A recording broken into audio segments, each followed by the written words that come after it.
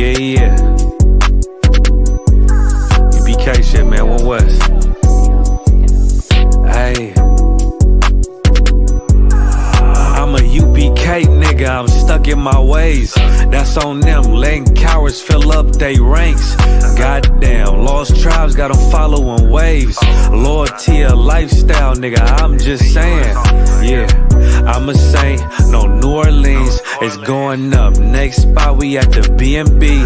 I'm turned up, I'll pull up in the SRT. Burning rubber, hey, U.P.K shit. Look, met her at the club, told her pull up to the lobby. She know I'm in the coat, we're all black, no Illuminati. This my other half shit, I can't move without it. These my motherfucking brothers, yeah, what I'm gonna do without them, yeah. If it's beef, I can't wait to sink my teeth in. Niggas going overboard, they off the deep end. Why you tripping off that hoe? That's some weak shit. Told him put me in the game cause I love defense. Yeah, put me in the game, coach. Fuck you thought, he let his colors fly. He ain't cut, we cut him off. Yeah, bounce out, let my fringes swing. Yeah, I'm a dog, and she say she find me interesting. Yeah, want me to call, put me in the game, coach. Fuck you thought, he let his colors fly. He ain't cut, we cut him off. Hey, bounce out, let my fringes swing. Yeah, I'm a dog, and she say she find me interesting. Yeah, want me to call, I ain't gotta settle, I got options, ma. No, I stand on business, my name not Tazar. I'll pop you with this pocket rock. Feed a nigga shells like a taco truck. Hey, this bitch got sound effects, it go pew pew pew. I ain't tripping on no drink, got bottles in a room. I'm in Durham, North Carolina, bitch, it's 12 a.m. Look at them, they ain't none of us and we ain't them. I told him put me in the game, coach. Fuck you thought, he let his colors fly. He ain't cut, we cut him off. Hey, bounce out, let my fringes swing. Yeah, I'm a dog, hey, she say she find me interesting. Yeah, want me to call, put me in the game, coach. Fuck you thought, he let his colors fly. He ain't cut, we cut him off. Hey, bounce out, let my fringes swing. Yeah, I'm a dog, hey, she say she find me interesting. Want me to call, yeah. U.P.K shit, man, you already know what it is. It's the 55th annual Passover, man, turn up. We gon' do this shit the U.P.K way, not the other way. You hear me? Yeah. Man, that's crazy. Hold on, let me make sure I got my shit right.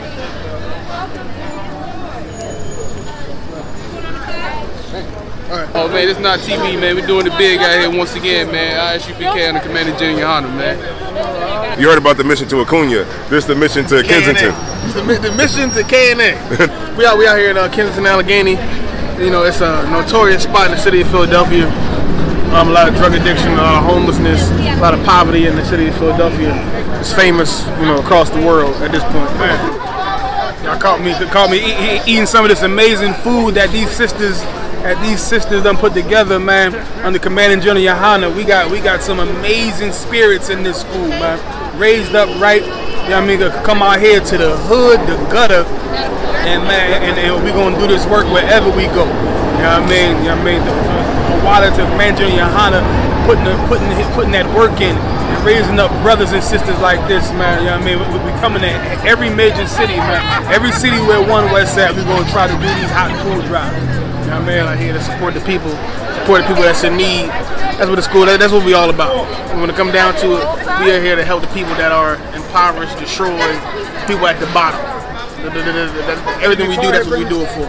Everything we say, even though it may seem hateful, even though it may seem crazy and outlandish, everything we do is for the people at the bottom. That's what we don't know how they made my day, man. It's the food, the blessing, man. They put their foot onto that meal, man. That's what's up, man. We appreciate you, man. Hey, this is one of the best meals I ever had down here, man. By far. Hey, man, that's the love, man. That they say that they're trying to get back to the people, man. Let people know people care, man.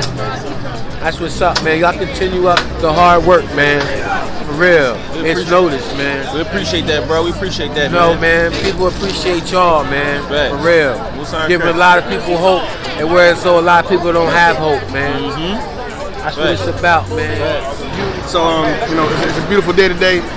The sisters came out from New Jersey, Delaware, Philadelphia, came out to support the event. That's that good old curry. soup I made. You gotta taste it. It's the sister's choice to do this, man. Their hearts is huge. And people think our sisters is locked up or something, like we got them locked in cages. No, our sisters out here, they giving back just like us. They willing to work for the Most High just like us. Hey, and guess what? We're still protecting them. Come on now. Yes, sir. Tighten up. That's what we do, man. I.S.U.P.K. I'm the commander general. God, sir. We feed the community, man. Get in line, get with us. This is what we do. All the brothers is here. The sisters is doing an amazing job. We out in Kensington and Allegheny. If you know anything about that, you know we out here. We don't care. We feed Israel. Lit is not the word for it. We are so happy and thankful and grateful for y'all guys allowing us to do this for the I.S.U.P.K. and for our family and friends out here.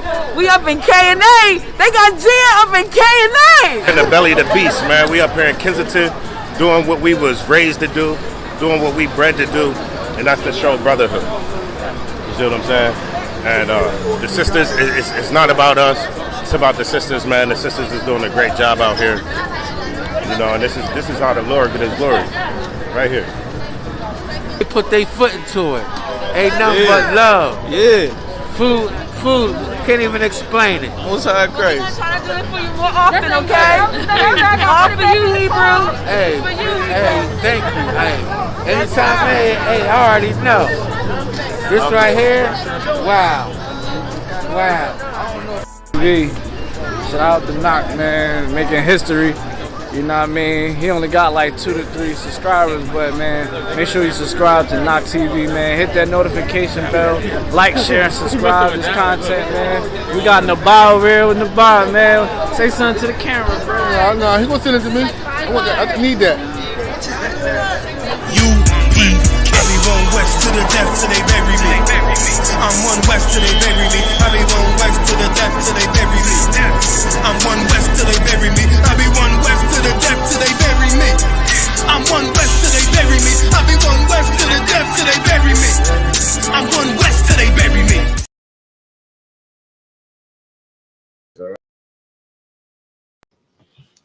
You good to go? Yahanna, shout out to all the brothers and sisters, the Captain Meshach in DC for the scripture breakdown class.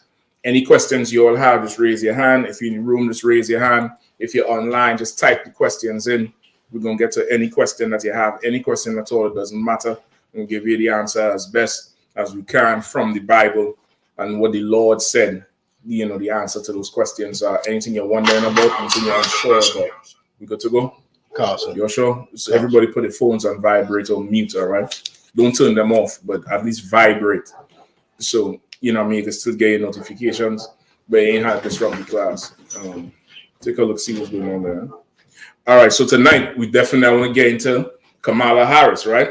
Because this week, everybody up in a stink over what Janet Jackson said. You all heard what Janet Jackson said? Break it down. You didn't hear? Sis didn't hear about it. Somebody break it down for her. I ain't about to. No sweat. Bukwash passing back for Bukwash. So Janet Jackson has said something about Kamala Harris. Her father is like she's not black, essentially. Right. Yeah, she said she's not black, right? You all know, everybody know who Kamala Harris is.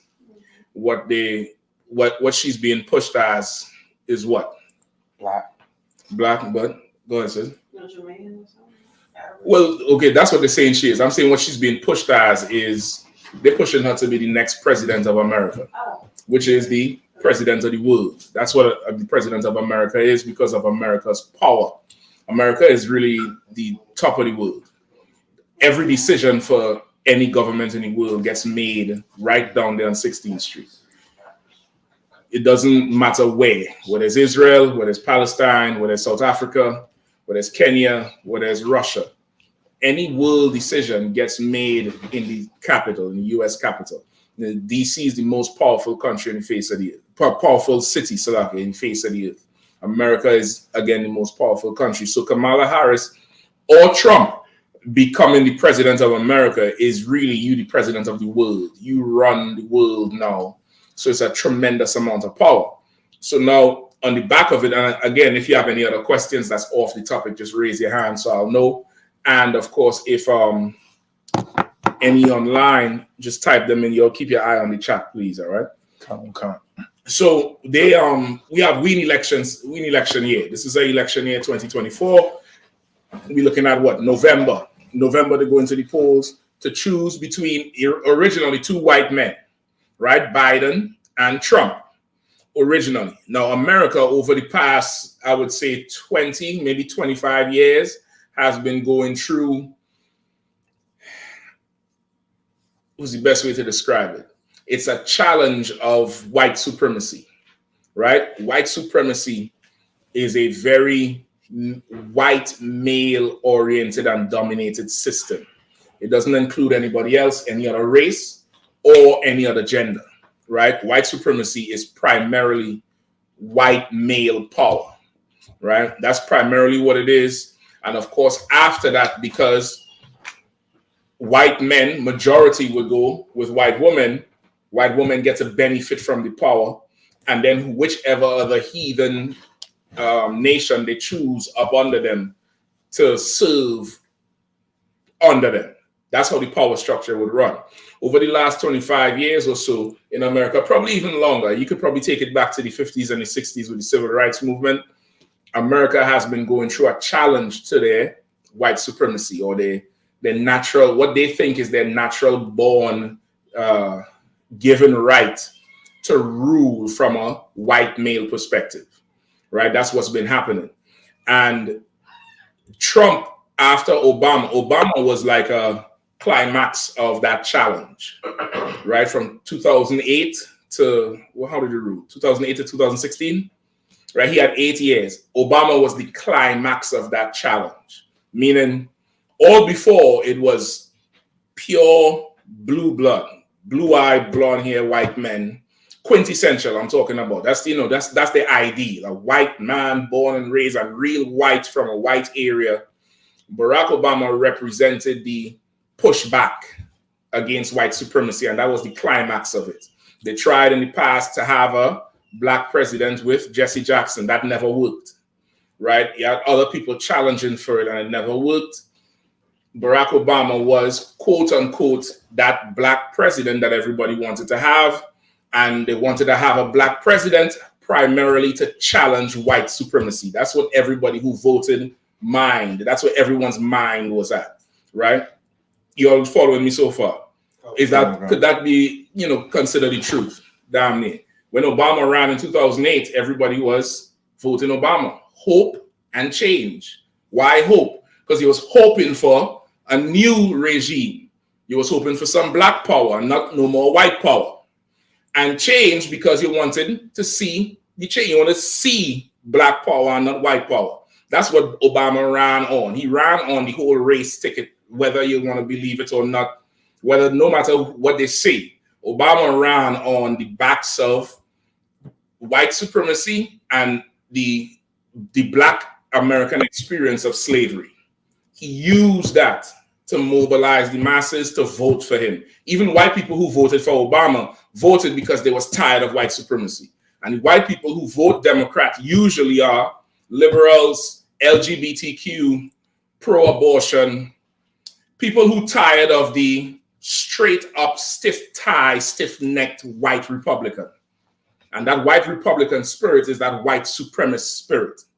White people who go against that they call liberal are really the kind of hippie type of, LGBTQ type, can't we all just get along? That's who votes for the Democrats and Obama. So now Obama was the climax of that challenge to white supremacy. After Obama, who became president of America? Trump. What does Trump represent? White power. Straight up and down white supremacy. And to go from one extreme to the next, it lets you know America was tired of the pushback. It was tired of it. White people, they had it. Y'all, everybody, I can't say y'all, I don't know how y'all vote. I don't care. It doesn't matter if you voted for Obama before. But white America was angry that black America and white liberals forced them to look at this nigger face in our office for 8 years. Obama, of course, is not black. He's an African.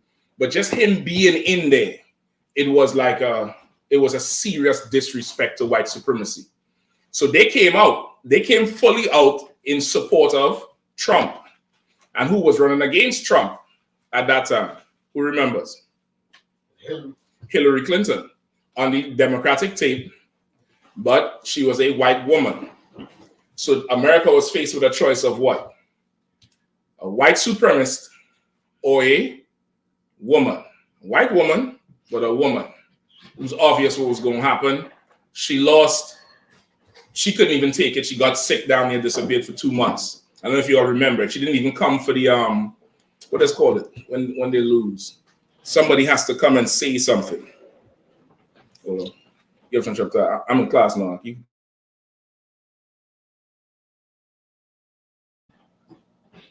What is they call it when the other candidate loses? Go ahead. Is it called the concession speech? Something like that, right? Where the other candidate has to come out and give a speech, losing gracefully. She couldn't even do it. She was so sick because they thought that they could have continued on Obama's tip, which was representing a change. What you have to realize is this country was built on good old slavery and white supremacy. They killed to the millions for this country, shed blood, bathed the damn land with the blood of the native Indians, fought the British, ate their horses in Delaware. The white man sacrificed tremendously for this country, and he is not letting that shit go. I don't care how you vote. I don't care who you vote for. I don't care what the policies are. A vote is not going to outdo 200 and something years of violence. It's not going to do it. It's crazy. It's like saying you're going to build a structure with brick and mortar and a good foundation, and then somebody comes with a house of cards and somehow it's supposed to rival the house with brick and mortar. It's just not going to happen. A vote didn't build America. Straight up and down warfare built America. Blood, sweat, and tears. That's what built America. So now if you vote and thinking it's going to change something, it's not going to change anything. So now we have at a crossroads again. You have two white men, one representing white liberals, one representing white supremacy, which is the Republican side. Really, they're both white supremacists. The difference between them both is like this. It's like anybody have dogs or pets? You have dogs and pets, right? Yeah, what do you have, sis? Dog, right? Pit bull. Proud of the pit bull. I hear you. Yes. Do you let the dog sleep on the bed? Yeah. What do you have, brother? Pit. Do you let the dog sleep on the bed? No. That's two different types of owners. Both of you all love dogs.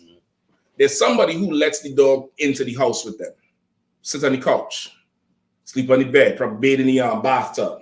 And there's another person who loves the dog, but there's a place for the dog outside. He's gonna bathe by the spigot out there with the hose, and he's gonna eat in that little pan outside. You're not gonna, if you come in here, you come in for 2 seconds and you go back out. But both people love dogs. That's a Republican and a Democrat.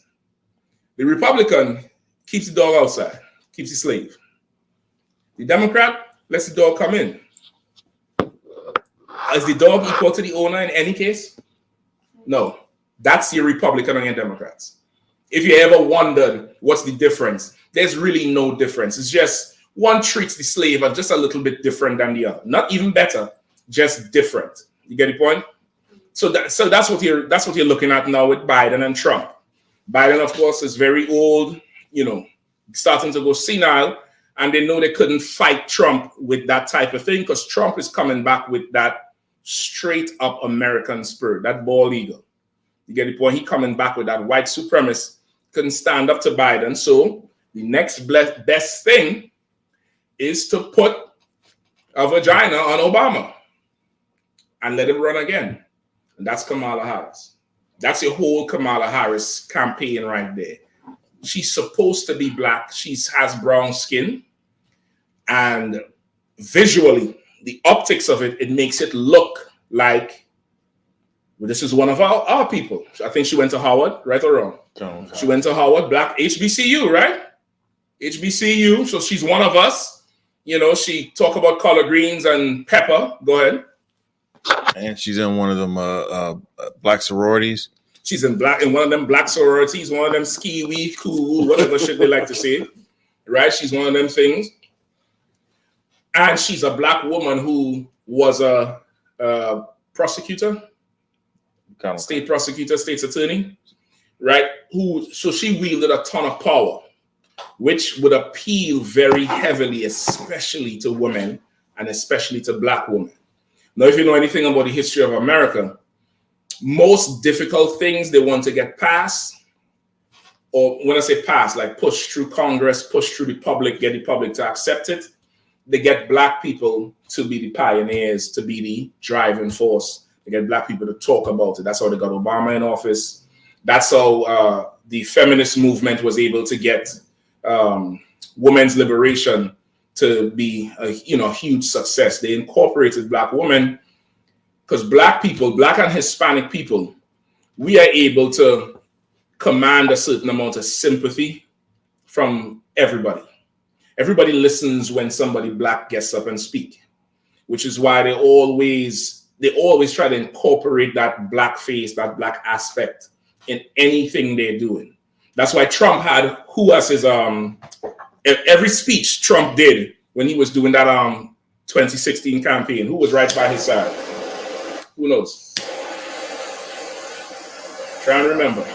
Shapat, you got the mic? Nope. Go ahead. Y'all don't remember?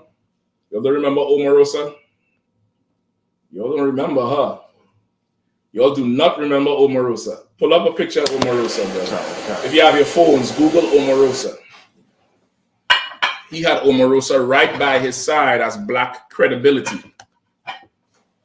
Right? You're supposed to remember Omarosa. Later on, of course, she fell out with him because he didn't need her no more. All right? But they always use that black face to get whatever it is they need. That's what Kamala Harris is. Right? So Janet Jackson said recently, she's just realizing Kamala Harris is not black. Omarosa, you remember that? You see it now? Omarosa, I think she's former Howard. She's, she have a little prestige. She rolled with Trump through everything and would campaign and talk for Trump a whole lot. Try to dispel black people's suspicion of him. And once he got in, there was no more room for her. There was nothing really that, she needed to do any further. You get the point? So now Kamala Harris is in there and has everybody thinking this is a black woman. We need to support her, especially black women. Women have a natural, somehow women always link up over tragedy, just naturally. Y'all don't have to know each other. You'll just immediately feel connected. The night when they announced Kamala Harris was taking over for Biden, somebody look up how much money she raised in 24 hours. Go ahead. It's like, sir, there's a question online whenever you're ready. Is it on topic or something else? Or something else. Let me just hear it. Khan, Austin Nwanyala says, Shalom Adawan, can I get a breakdown on Ephesians 2, 8 through 9? No sweat. We're going to get Ephesians 2, 8 through 9, all right? All right, how much money did Kamala Harris raise up? Within 24 hours, I believe. Who have it?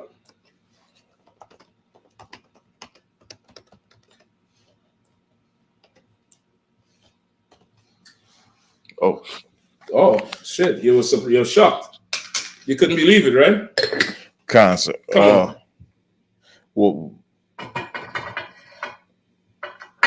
I have a few numbers, but I'm coming to you. It says Kamala Harris smashes fundraising record with stunning $81 million haul over 24 hours. $81 million. And majority came from black women, black and Latino women. Majority, and businesses. Majority. In 24 hours of her just announcing $81 million. Do you think they would have given a white woman that amount of money? Probably not. Not that quick anyway. Go ahead. And then 24 hours after the Trump debate, she raised another $47 million. Yeah. Yep. Go ahead, brother. Here, I think you want to. I was going to say the 81. 81 million. And then in the month of August, she raised 300 million. Damn. 300 million? Good night, brother. It's rough. And all because she's posing as a black woman. So now Janet Jackson came and said, I just realized Kamala Harris is not black. Right? So now, of course, Kamala Harris came on the scene saying she's Jamaican, saying she's Indian, saying she's black. Right? There's interviews with reporters saying, well, how does it feel to be the first Asian or Indian person in politics? And she answered. She didn't deny she was Indian. Now they're saying she's black. She's neither. Right? Kamala Harris is a stone cold white woman. And we're going to get the proof of it tonight according to God. Right? Janet Jackson was absolutely right about her. Kamala Harris isn't black. She's a white woman. Now, of course, it doesn't even matter what she is because he shouldn't even be voting, trying to trust in this place anyway. There's another way. There's another way through to power than joining the system and joining America, right? Let's get numbers 1 and 1 first. Bukwash, do me a favor. The questions, just write them down so after we could get to them because I don't want you to miss any of them, all right? Okay. Please. Or Shapad, you want to say anything on line too? Not really, sir. No, really? No, sir. Book of Numbers. Hold on. You could just pass it down. Just pass it down to the brother. He going. The what? Book of Numbers, chapter 1, verse 1. And the Lord spake unto Moses in the wilderness of Sinai,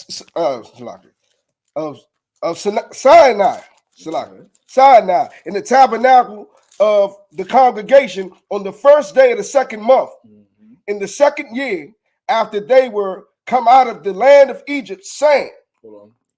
You need some help finding it? No, don't sweat. Don't sweat. You was looking at me a little bit lost. I was just listening. Okay, it's fine. It's in. If you wanted to follow along, it's in the book of Numbers, chapter 1. If you're not sure where it is, just go to the contents, the table of contents. You could find the book of Numbers. Does the brother up here need a Bible? You need one, brother? Oh no. No, so it's up to y'all. However y'all want to do. Whatever questions y'all have, let me know. All right. Go ahead, priest. So verse 2. You can start it over from the top, all right? The book of Numbers, chapter 1, verse 1. Go ahead. And the Lord spake unto Moses in the wilderness of Sinai, saying, in the tabernacle of the congregation on the first day of the second month, in the second year after they were come out of the land of Egypt, saying. So this is the second month of the second year, right? After they came out of Egypt, right? Coming out of Egypt is known to the Israelites as what? The Passover. Okay. The Lord said that first month coming out of Egypt would be the beginning of months for you. That's in the book of Exodus. He said, let this be the beginning of months. Passover is in around the springtime. Spring biblically is the new year. The new year is not January 1st. It's not in the dead of winter. Everything is dead. Right. New year is springtime and everything is brand new. The Lord said that's going to be the beginning of months. So 2 years after that, in the second month, Moses came and made this announcement to the children of Israel. Go ahead. Verse 2. Take ye the sum of all the congregation of the children of Israel. Right. He said, take ye the sum of all the congregation of the children of Israel. What is Moses doing here? They do it they do it today. Down there every year they do it. Taking a census. Like how they walk around and get the form and how much people live here. Who's older, who's over 50, who's under. They take a census. Moses is asking them to take a census of everybody in Israel. Go ahead. After their families, by the house of their fathers. By what? The house of their fathers. By what? The house of their fathers. So Moses wanted a census of Israel by their families, from the house of their fathers. This is very important. Because biblically, who your father is matter to the Lord. And it's simple. It's simple biology, right? You all two have pit bulls, right? What kind of pit bull you have? A blue pit. Blue pit. I don't know what it is. Blue nose or blue skin? What it is? No, it's just called. It's like grayish. It's like grayish. A blue pit bull. What kind of pit bull you have, sis? Red nose pit bull, right? Now, when you went to buy your pit bull, how do you know it's 100% pure red nose? Like, what steps you take? Run the mic to the sister. Come. What steps you took? That's just so they can hear better online. Well, I didn't buy mine. Okay. It was given to me. No problem.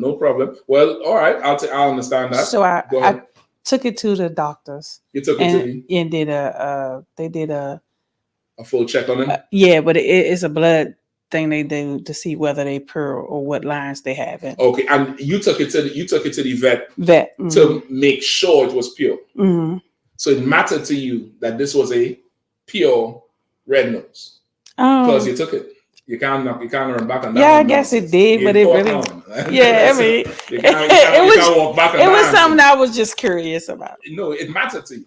It mattered. Okay, it mattered. So that's definitely what I want. Let me hear from the brother here. All right. So the papers from the father. Your own was a blue nose, right? Yeah, a blue. So what did you do to go about establishing this was a blue pit bull? I got the paperwork from the person that gave it to me of the father of the dog that I have. You had to get the paperwork of the father of that dog. Right. Why does it matter the father of the dog? And why does it matter if it's 100% red nose? Because you want a purebred. Why?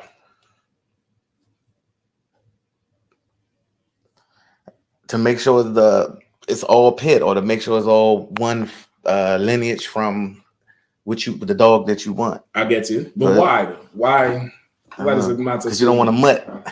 Because you don't want. That's it. Yeah. That's what you wanted. Right. You wanted a blue. You wanted a red nose, and you wanted to make sure you got what you wanted. Mm-hmm.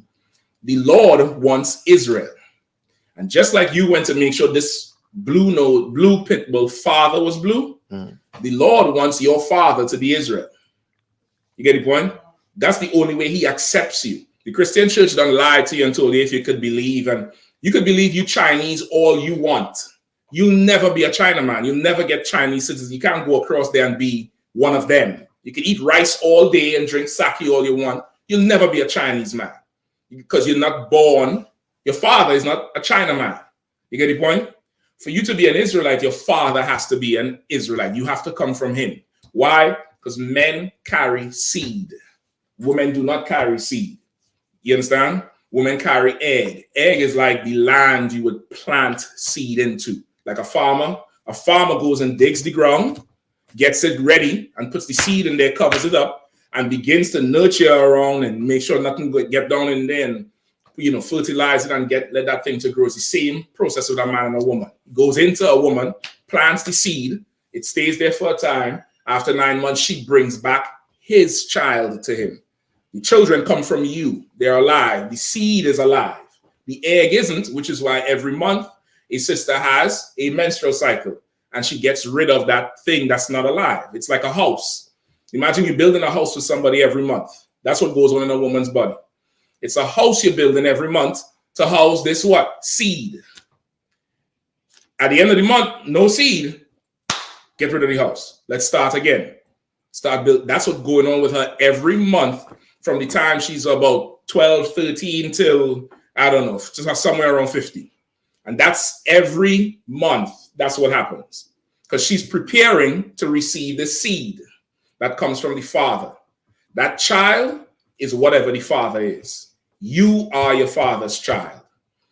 Your mother contributes to other things, other genetic things, and some of the physical attributes you may have. But your mother does not dictate your nationality. Your mother does not dictate your race. That comes from your father. You get the point? That seed that comes out, that comes from the man. And that's how we know who is who. All right, let me get Keep reading from verse 3. Whoever was reading. Carl, sir. You just pass it over to him, so to one. Unless either one of you all wanted to read. Go ahead, brother. You had a question?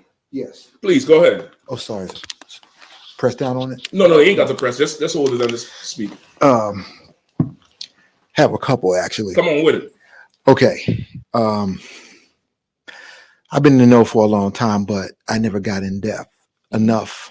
So that's why I'm here. No sweat. I'm glad. Now, should probably give me a little bit on this here. Go ahead. No, go ahead. My two questions. First question that I have is, I 100% agree with what you're saying. Okay. I've known for a long time that's the case, but not enough study into it, which is why I'm here. No sweat. Take your time. Come on with it.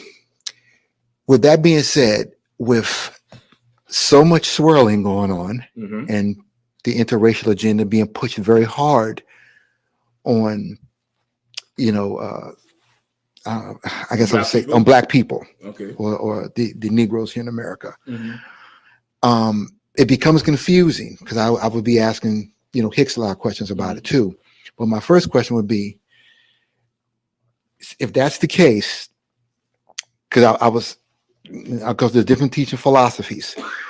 I was told that in order to be an Israelite, that the father is in the mother are supposed to be of one of the 12 tribes. Right. Preferably the same tribe. I know we're Judah, scattered to the four corners of the earth. That definitely is us. With that being said, if you're with a white woman or non-Black, it doesn't have to be white, just non-Black. The father, he's an Israelite. Okay.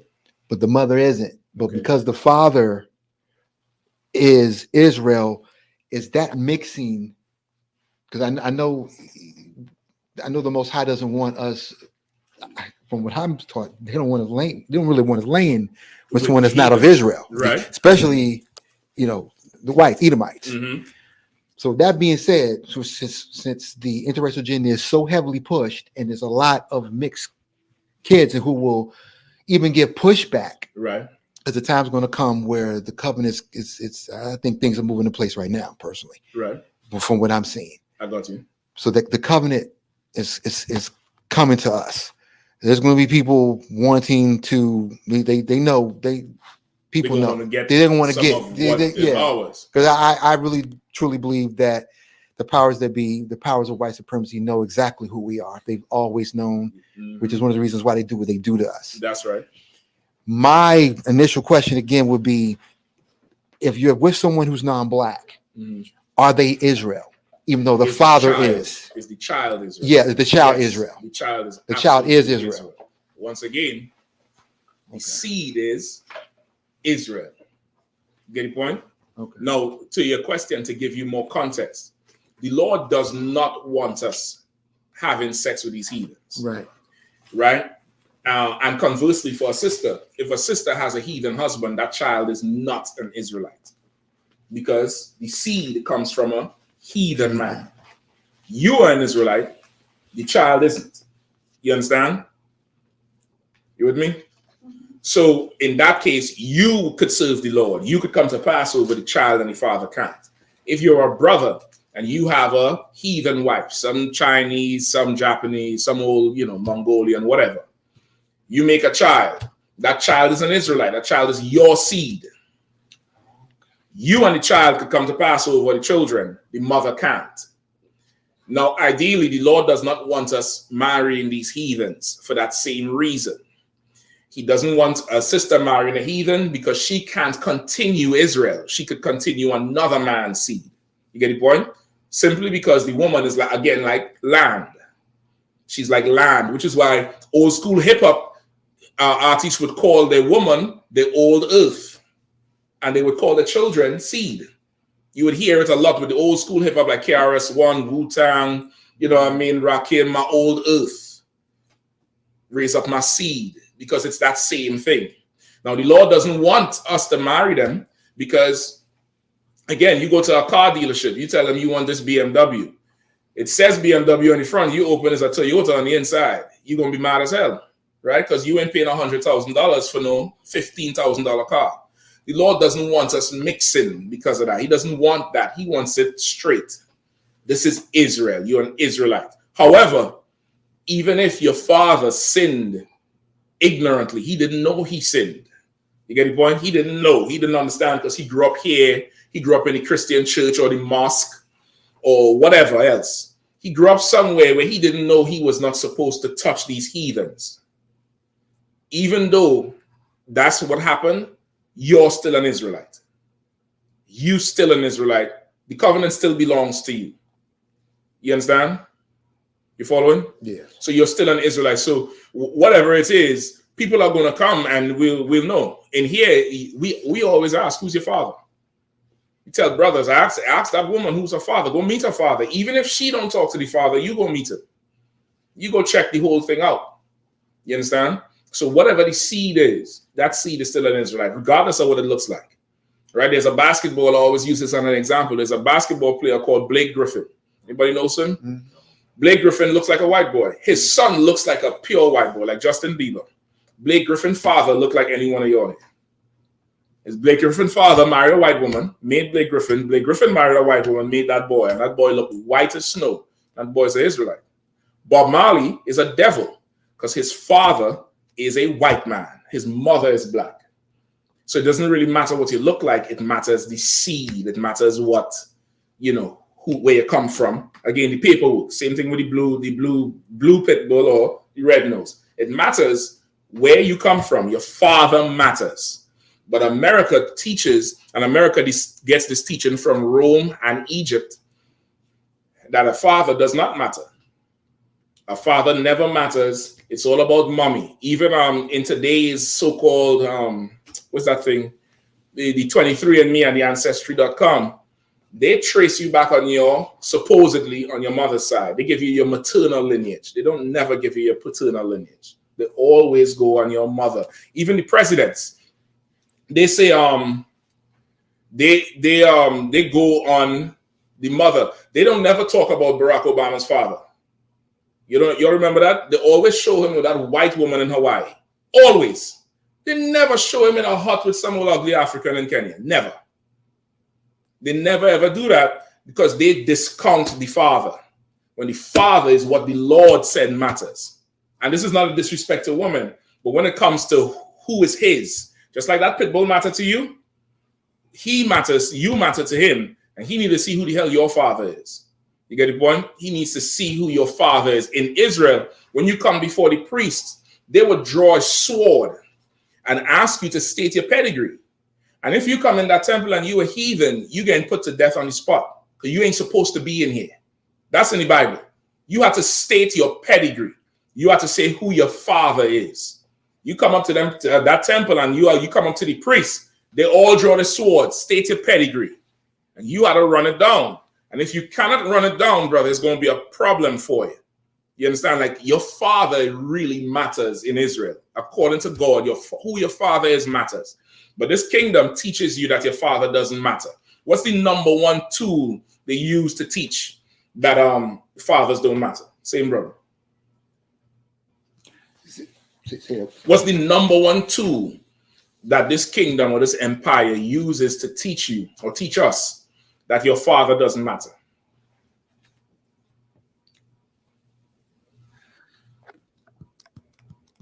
Salaki, sir.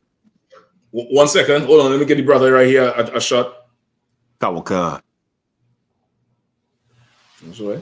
Number one tool. Really, it's the only tool. Media? Mm-mm. Something else. Brother. Not sure. Not sure. Sis? No sweat. Because that? The quote unquote immaculate conception. The immaculate conception. That's the number one tool. You learn it from a child. Yeah. And you don't know how you internalize it. Sis, what does immaculate mean?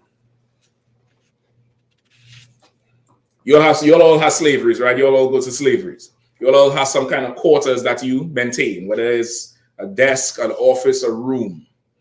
If your supervisor says, I want this place immaculate, what does that mean? Clean. Clean. Yeah. So they're teaching you that Christ was born from a clean conception that didn't involve no man. That's what they teach Immaculate Conception is. That Mary conceived of the Holy Spirit. That's why she was a virgin. Nobody ever touched her. So she clean. So all the sex you having with a man is what? Dirty. Which is why your daddy ain't shit. You're ugly like your daddy. Your daddy need to pay this child support. Go and then talk to your daddy. But mommy, goddamn. Mommy gets, some woman just tried to blow her daughter head off yesterday. And I don't understand how she even alive. You all didn't hear about this, right? This happened in Seat Pleasant yesterday around 6 o'clock. Little girl come home, going in the house. She and the mother getting some argument. Now, of course, being in the Truth and the Commander in Yahanna, I already know what the argument is about. The little girl probably starting to develop physically and starting to look better than the mother. And the mother hates the child for it because the mother is not with the child's father anymore.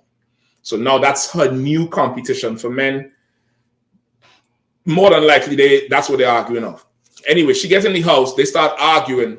The report says the little girl went down the stairs and then boom, gunshot blew the girl neck off, blew the girl neck through, but shot her in the neck from behind. I guarantee you she was aiming at her head. Then the girl ain't die. She goes downstairs and tells the girl, tell the police somebody broke into the house. It was a home invasion, and that's how she got shot.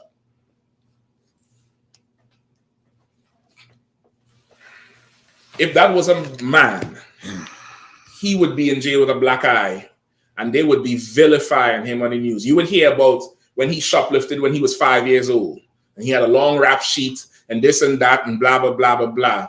And you ain't really hearing too much about what's going on with the mother. You all didn't even hear about the damn story.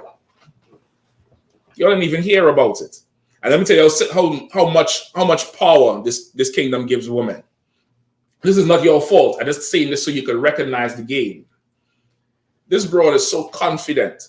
She calls the father from the police station or on the way to the hospital, somewhere between the house and the jail, and tells the father, if the girl don't make no statements or show up in court, the charges will just go away. Keep that in mind. Now, the father had to contain himself now because his child is in critical condition. They say if she makes it through, she's going to have to go through a series of reconstructive surgeries. But the quote was she's in screeching pain right now. So all the painkillers they're giving her, that shit don't even matter. She should shot her in the damn neck. Go ahead. It's like, so it's two things. There's a question. There's a question pertaining to what you're talking about now. Mm-hmm. And then our just says, Salagi said the mother blamed it on a homeless man. That's what she was planning to do. But the little girl, thank the Lord, did not go along with the shit. When the police came, I think the girl said it. The girl said it. And the cops who showed up knew something was wrong. And they immediately started looking for stuff. They looked at the damn surveillance tape and watched from the time the girl got into the house. They saw the girl walking down the street. She dragged the damn, the big bins, the trash bins, back to the back of the house, walked in the house. And they said they watched from that time up until the call, and nobody came in the house. That's the first sign the mother was lying. Then the mother's story started to change. You get the point? Like, the reason the mother feels so comfortable to do that is because this place is very woman-oriented. This place gives women a ton of power. If you get a woman pregnant, if she keeps the child, you have to pay child support whether you stay with her or not. And if you don't pay child support, you go where? To jail. Meanwhile, if she don't want the child, what could she do? Anybody? Abortion. She could have an abortion, which is murder. And the state will pay for it. This place gives women a ton of power. This place is really the opposite of what the Lord wants. It's the absolute opposite. If you ever see it, if you understand what's going on here, this is the opposite of how the Lord wants this place to be. The exact opposite. It's like day and night. You look at what's going on, you know, okay, what's going on here is not what the Lord wants. It's absolutely not. So now you take it all the way, you roll it all the way back. Your first They tell you about Christ. They tell you he's a white boy when Christ is black. Then they tell you he's the greatest man to ever walk the face of the earth, but he was born without a father, without a man having dirty, nasty sex with a woman. The Bible says Joseph had sex with Mary. That's what the Bible says. The Bible says Joseph went in there and had sex with Mary and she conceived. First time. Give Joseph a hand. Knock that thing out the park. And Mary loved it. Mary liked it and loved it. And after she made Christ, guess what Mary went and do? Because she liked it so much. She went and had more. Christ had brothers and sisters. She went in there and get that holy rod again. Because a man matters. That your father matters. It matters to the Lord who you are. Now, to this place, it doesn't, which is why Kamala Harris could say she black today and Indian tomorrow. And the minute she get elected, she'll reveal her white side. She'll tell you, yeah, I'm white. It's fine. Go ahead. Khan. This question is from Mana Ima. It says, Salagi, sir, if I could, please, if you are a child of Israel but mixed, is the law of congregation until the third or fourth generation still valid? Okay, if you're a child of Israel, you're not mixed. Mixed is a myth.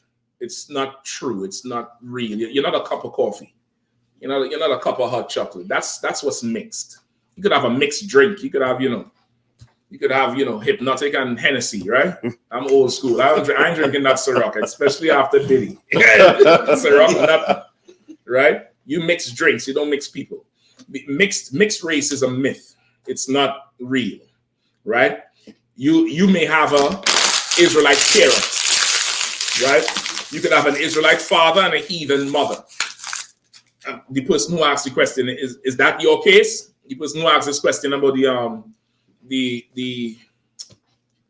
third and fourth generation. Is that your case where you have an Israelite father and a heathen mother? Khan. In that case, you're an Israelite. All right. And there is a law that a child born in that situation cannot come into the congregation until the third and the fourth generation, meaning you may have an Israelite father and a heathen mother. You wouldn't be allowed to come into the congregation until 3 or 4 generations down, meaning your great grandchildren could come in, because by that time you would have already your children. Okay, you would be put outside of the city or outside of the Commonwealth of Israel.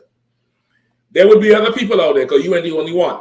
But you would know, I'm not part of this nation, but I want my children to be part of this nation.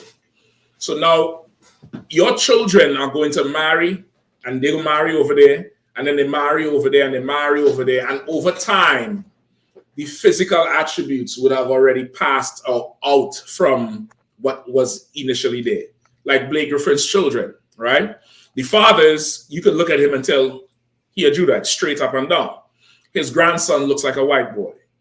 That's because they keep marrying heathens. But what happens if they keep marrying their own? Over time, the genes would correct. You get the point? Oh. So that's definitely our law. That's still our law. However, Christ gave us what? What did Christ come on the earth to do? Slack. God says gave us grace. He gave us grace. Go ahead, priest. Oh, Slack. So now I was just going to answer the question. No, so you were going to say the same thing? Khan, sir. Yeah, he gave us grace. What is grace? What is grace? Time to fix it. Time to fix it. So we have grace, like grace period, like you pay a bill, like you go to Pepco and you tell them you don't have it right now, and they give you a time to get right. We are in a grace period right now, and we have a certain time to get this right. So right now, you have an Israelite father, and you may have a heathen mother, and you could look like, Blake Griffin's child or whoever else. You come to the Passover, you pay your tithes, and you come be an Israelite. And by the time Christ comes back, it'll only be us. You get the point? Like now is a grace period. Like there's nothing that is in our law that we don't do now.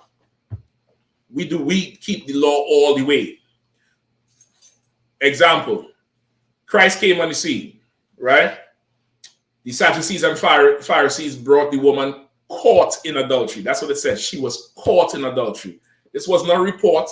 This wasn't somebody coming and telling. They caught her with another man who was not her husband. They brought her to Christ thinking the same way. People say how the UPK, how Commander John Yahanna teaches to break Moses' law. They wanted to trip Christ up the same way. Because if you speak against Moses' law, according to the law, that's a death penalty offense. You're going to die. Christ said, oh, you caught her in adultery? They thought Christ was going to say, well, forgive her and let her go. And they would have put him to death for that. Or if he said stone her, the people who followed Christ would have looked at Christ like, damn, you just like the Sadducees and Pharisees. So they brought her to Christ, not for justice, but for a catch-22. They was trying to trap him because they wanted to stop what Christ was doing. Christ said, no problem. Stone her. One thing. He who is without sin cast just the first stone. Not everybody. But just to kick it off, the person who's never sinned, you go ahead and put her to death. And they couldn't do it because they themselves were hypocrites. They themselves were adulterers. They themselves were thieves. They themselves were murderers. And they got cut and they walked away. And Christ, being a righteous judge, look in the courtroom and be like, woman, what are you doing here? Where are your accusers? That's when you go in a courtroom. That's when you have an accuser. You will say, well, listen, since you don't have no accusers, I can't accuse you. So you are free to go. Just go and sin no more. Don't do it again. Just like a judge would say what? When a judge cuts you a break, most people go to court, right? Everybody had to go to court, face a judge. You get a break from a judge at one point in time. What does the judge say? Just as you leave in the courtroom. I want to see you again. I don't want to see you in my court again. Now, you might, if you're simple, you might think, why the hell is that damn judge so mean? No, you're supposed to say, no problem, judge, thank you. Like this, that's love. That there's straight up love. I don't want to see you in my court again. Meaning, stop doing your bullshit. Come on now. Let me get the mic, please. Yeah, but since what's going on now? Salaki, sir. And I always found it kind of disturbing that the lawyer, being as he gets paid off, he would always say, stay out of trouble. Yeah. Yeah, you stay out of trouble. I mean, that's if it's a good lawyer. Shit, who was like me? If I was in the world, I was a lawyer. I tell you where to go get it. I'm trying to generate my own money. Go ahead.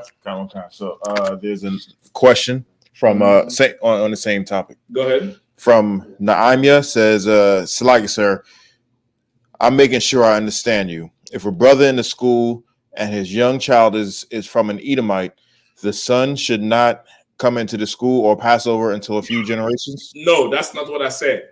That is our law. But because of Christ, Christ gave us grace, which is a period to get right, a period of time.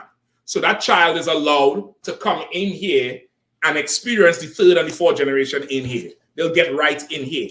Just like if in the past you were a whore, you had a ton of men in the past, or you may have just had multiple husbands, whatever it is, you should not be coming in here. You should get stoned at the door. You get to come in here and get yourself right because of grace. You might have been a brother who done, sold women as prostitutes, or bought prostitutes, or was a drug addict, or a drug dealer, or gave women money to go get abortions, or did the abortions yourself. Who the hell knows? You have a certain amount of time to get right, and you do that in here. You come in here, you come to the Passover. That child comes here. That child comes in here. It doesn't matter what they look like. It matters what the father is. They come here and they get right. And of course, let me give you another thing. It would be very evil to make that child pay for something they did not do that was a sin of the father. It would be very evil. The Bible does say the children pay for the sin of the fathers, but that's the Lord's judgment.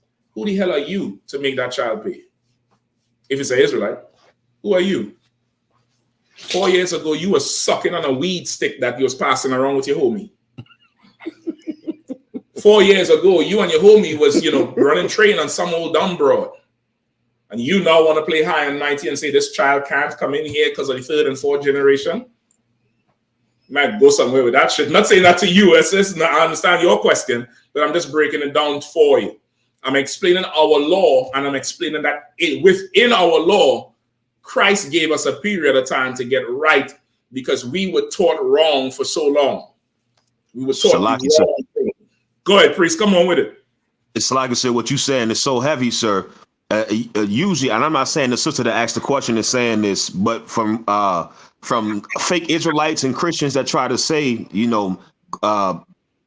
Israelites with heathen mothers can't come into the congregation to the third and fourth generation. They always skip over the fact where it says if you missed one Passover, if you missed one Passover, you can't come into the congregation. That's right. That's right. That's the absolute truth. That's in our law. If you miss a Passover ever in your life, you're done. That's in our law. That's in our law. And none of us was born in truth. Right? None of us was born in the truth. So by law, what the hell are we doing? Why are we even doing this shit? Right. You get the point? So I hope the sister, sis, I hope you understand what I'm saying. I was explaining our law, but that is our law. However, Christ gave us grace. That's our law, just like putting an adulterer to death is a law. Christ gave us grace. He gave us a certain period of time to get this shit right. Everybody cool? She understand? She says, kind of on the water, sir. No sweat, sis. So now, let's take it back. So now who your father is absolutely matters. Go ahead. You're going to say something else? Yeah, it'll be my last one. Go ahead, please. No, you don't have to be your last one. Any question you have, say it. Okay, so my question would be, thank you for clarification. I just need clarification on one other thing. Now, the way I was taught in terms of the Israelite indoctrinations, I was taught, and this is something that's been ongoing. It's a problem for me because my personal feeling on the matter is I think the Negroes that are here in America, I do feel like we're at war. We're in a war for a long time. It's being done in our face, and it's causing a lot of confusion. And one of the things that I had asked Hicks was this: what we have going on right now, in my opinion, is the in-house confusion, because you have a certain segment of the population, whether it be 5%ers or Muslims, and now if you look all on social media, it's like they're in tune with Mother Earth. They don't never mention the Most High. Mm-hmm. They're indigenous to this land. Mm-hmm. And this is who we are. Never again once mentioning the Most High. Right. So it's like they call themselves gods. Mm-hmm. 5%ers definitely do that. Right. That's creating a lot of confusion. Even for me to some degree, that's why I need to come here. Because I want to ask someone who in the know, who can give me better clarification. So now I'm like, okay, I know this is BS, or at least I have a better understanding of why they're saying what they're saying, but at least I know who I am. Mm-hmm. So basically, any American Negro, mm-hmm. because now this is no shade to African brothers, but my understanding of Noah's 3 sons, mm-hmm. I can't pronounce the other one, starts with an A. Shem, Ham, Japheth. Mm-hmm. Hamites and Shemites are 2 different lineages. That's right. We're of Shem line. That's right. Hamites, Africans, mm-hmm. or even they call themselves the Nubians who enslaved us in Egypt. Mm-hmm. As me and Hicks agreed, America's definitely the new Egypt. Because if you look at Genesis, I forgot which chapter, slave ships, 400 years of captivity in the land was not your own. That definitely fits us. We fit those curses. Okay. So it took me a long time because we were taught in school, we were never taught we were the children of the Most High. Okay. It was always a white face. That's part of white supremacy. Jesus, Caesar Borgia, we know who that is. Mm-hmm. But that was being promoted. So now you enter more confusion now, which makes these type of studies even more crucial, because if you don't know, you're going to believe what the narrative is that they keep pushing constantly. Mm-hmm.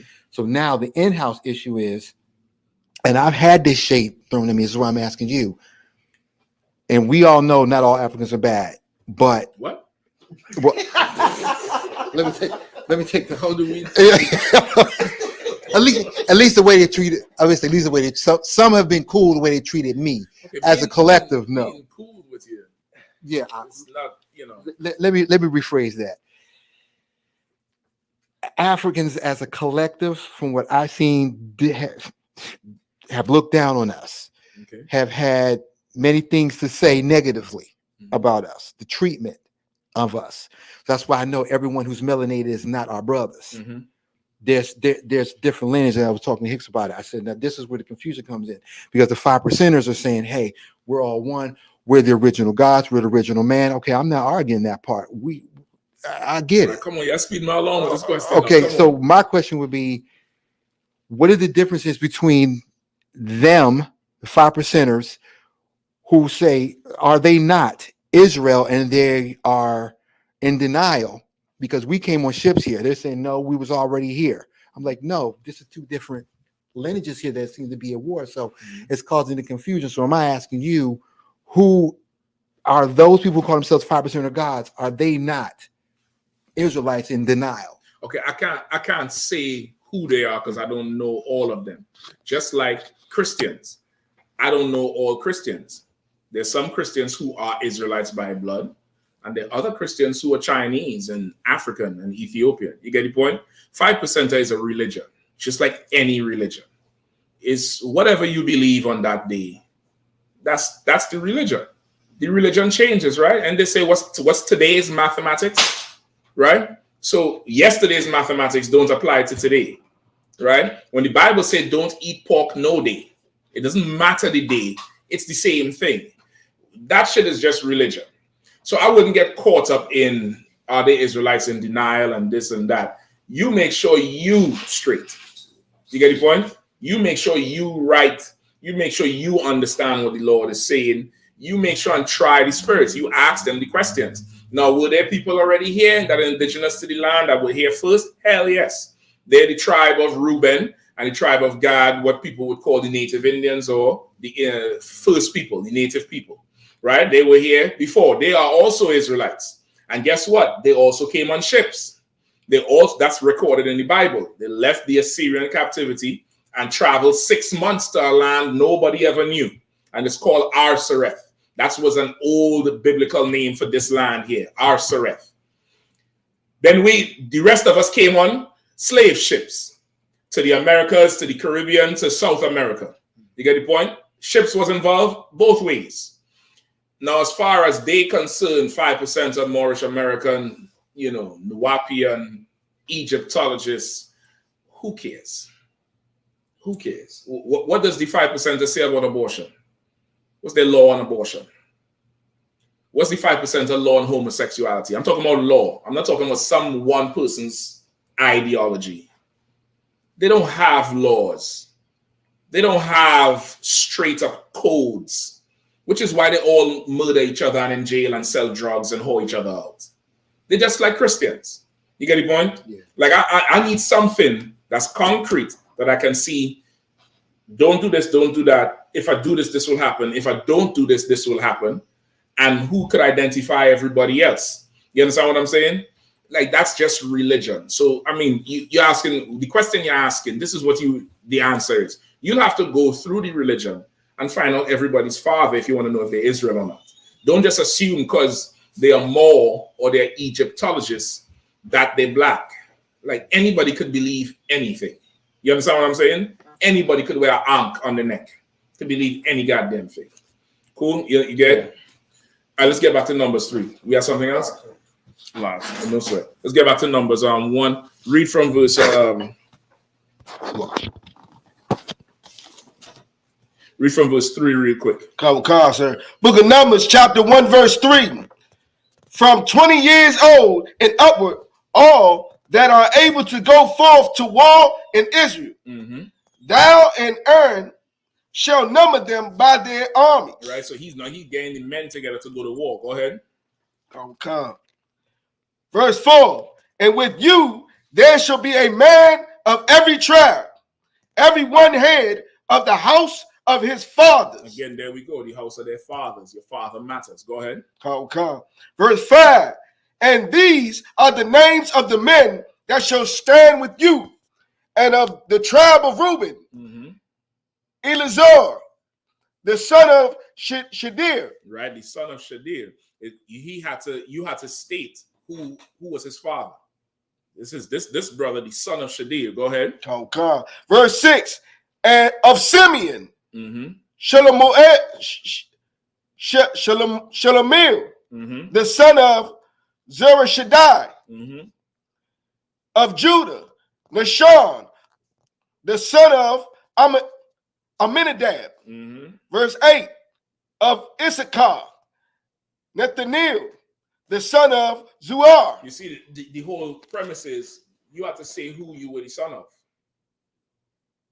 As Moses gathering the men for the army, you got to make sure who's the pedigree, who's in charge of the people as he go to war. You say Israel is at war, Judah is at war, right?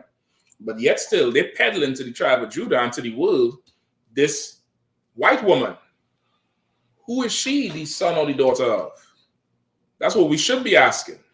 We should be asking that. But again, because of what happened with Obama, remember they was talking about the birth certificate and the birther doctrine that Trump and them beat, or the Republicans beat. So now it's a similar thing. That's why I say they just put a vagina on Obama and all. That's all they did, and put it in the office, and you thinking it's the same thing.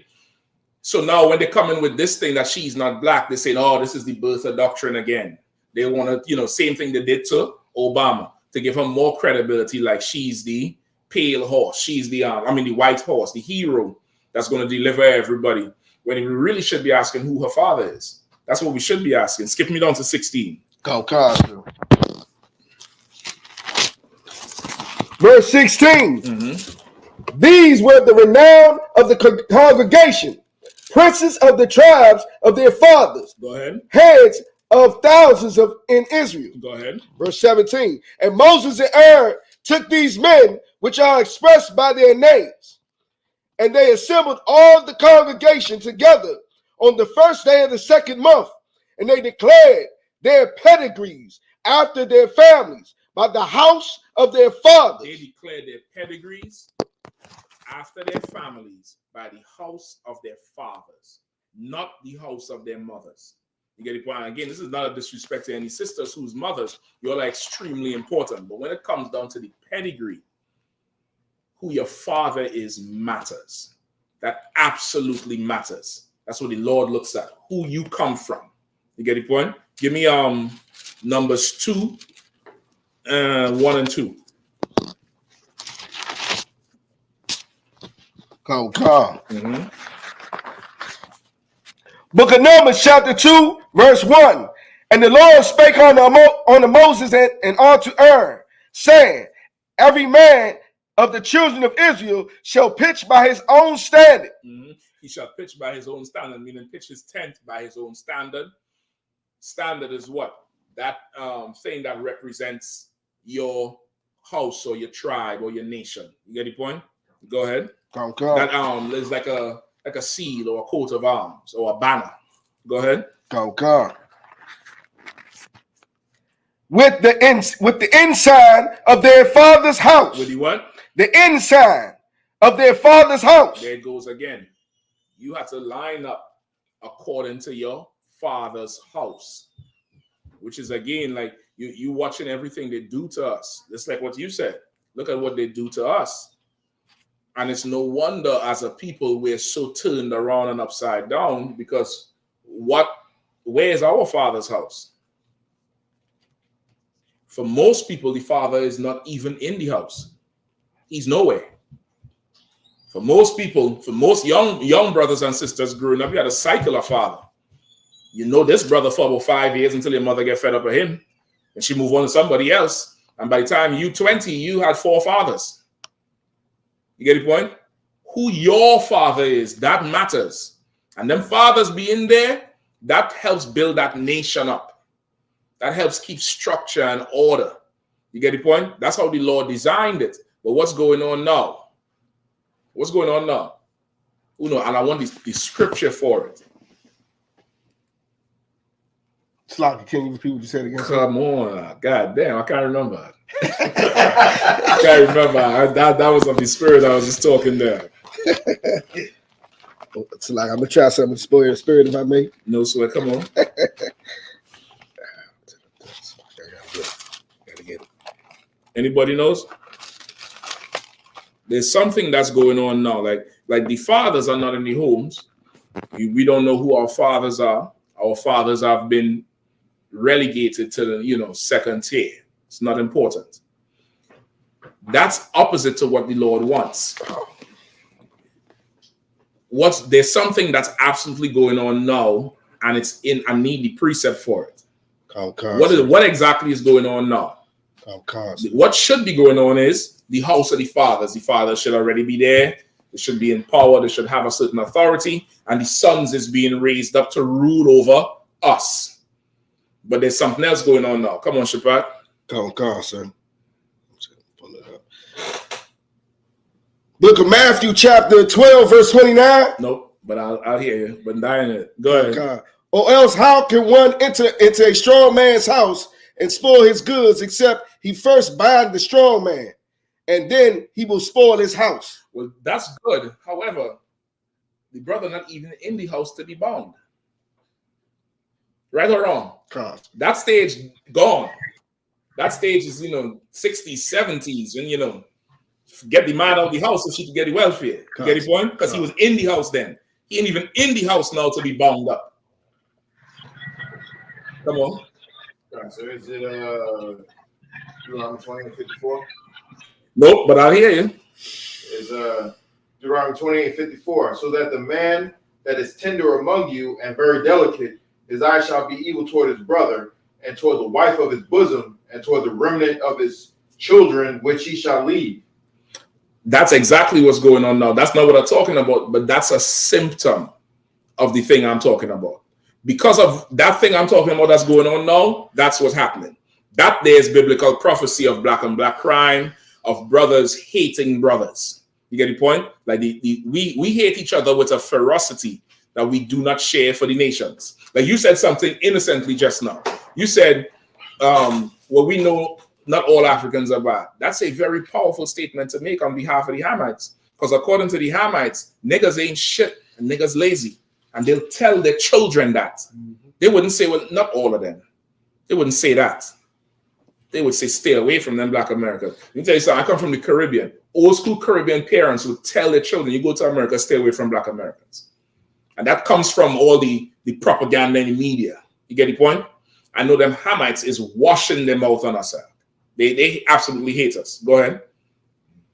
That's a lot. I really can't.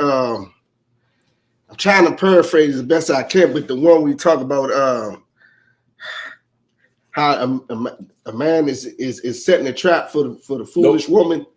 Nope. Come on. Our water says Isaiah 3 and 12. Come on, Arawadi. Give Arawadi a hand. Give that guy right a hand. Somebody read that for me. Sir. I'm gonna try to put it. I got it. Pass the mic for the brother. I'm gonna get that holder for you so it's easier to just pass it. Okay, sir.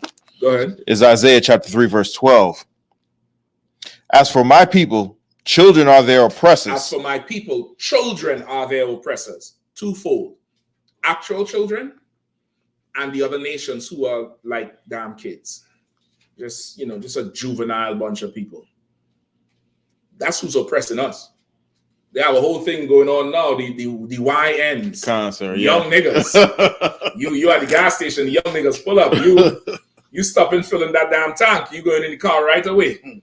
You at the 7-Eleven, you park, you looking around for the young niggas. You get the point? Children are oppressors. Go ahead. And women rule over them. And women rule over them. That's what the Lord said. As for my people, children are our oppressors, and women rule over them. Women are in charge of the household, making all the decisions. You go into the schools. You know why the school system is so bad?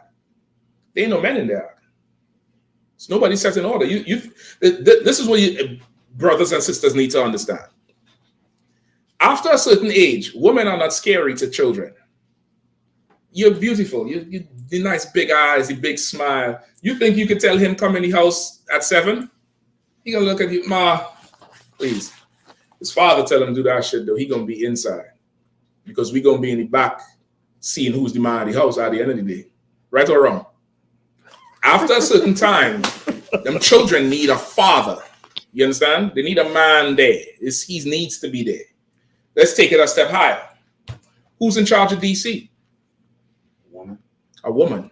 Who's in charge of Atlanta or used to be? A woman. In charge of Baltimore? A woman. Women rule over thee.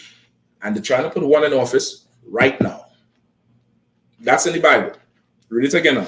Kind. As for my people, children are their oppressors, and women rule over them. Go ahead. O my people, they which lead thee cause thee to err, and destroy the way of thy paths. You say, oh my people, your leaders, they which lead you, cause you to err, to make mistakes, and destroy the ways of your path, right? Where we supposed to be walking on a path, our leaders destroy that way and make us walk on another path, after another God, following another custom, living another life, serving another man, when we supposed to be on our own path. We supposed to have our own thing. We supposed to have our own community, our own economy, our own everything. But they destroyed us so much. That's what's going on right now. That is absolutely what's going on right now. That's our life right now. You get the point? And they're trying to put her in office to continue ruling over us. They're trying to put her over the world. You know what that is like? Like there's a clip of Kamala Harris. Mafia, are you online? Come on, sir. There's a clip, I think I sent it to you before, where she says, I could just do this if I feel like. It's on the DC page. Could you find it on Obukwash, if you could find it? It's Kamala Harris bragging about the amount of power she has, brother. She's chuckling and laughing and, come on. Is that the one when she said when she realized by the stroke of a pen? That's it. Yeah. That's the one. See if you can find it for me, all right? In the meantime, let's skip me to where we at right now. Where was that? Numbers what? 2 and 1. 2 and 1. Give me numbers 2 and 2. Keep reading to 2. No, we read 2. So skip me to Deuteronomy 4 and 37. Yes, so another chapter. Hey, Yabshin chapter, what's going on now?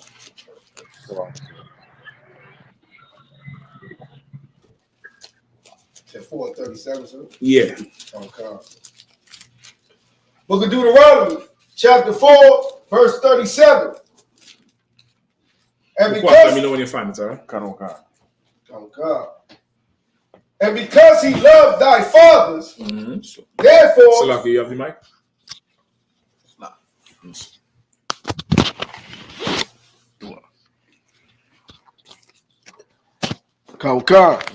And because he loved thy fathers, therefore he chose their seed after them.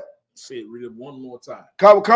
And because he loved thy fathers. Because the Lord loved your fathers. The scriptures say the sheep of my flock are men. And again, this is not putting down the sisters, but this is an order. This is how the Lord set it up. In Corinthians, 1 Corinthians 11, it says, first is the Lord, then it's Christ, then it's the man, then it's the woman, then it's the children. That's perfect order. That's how the Lord set it up.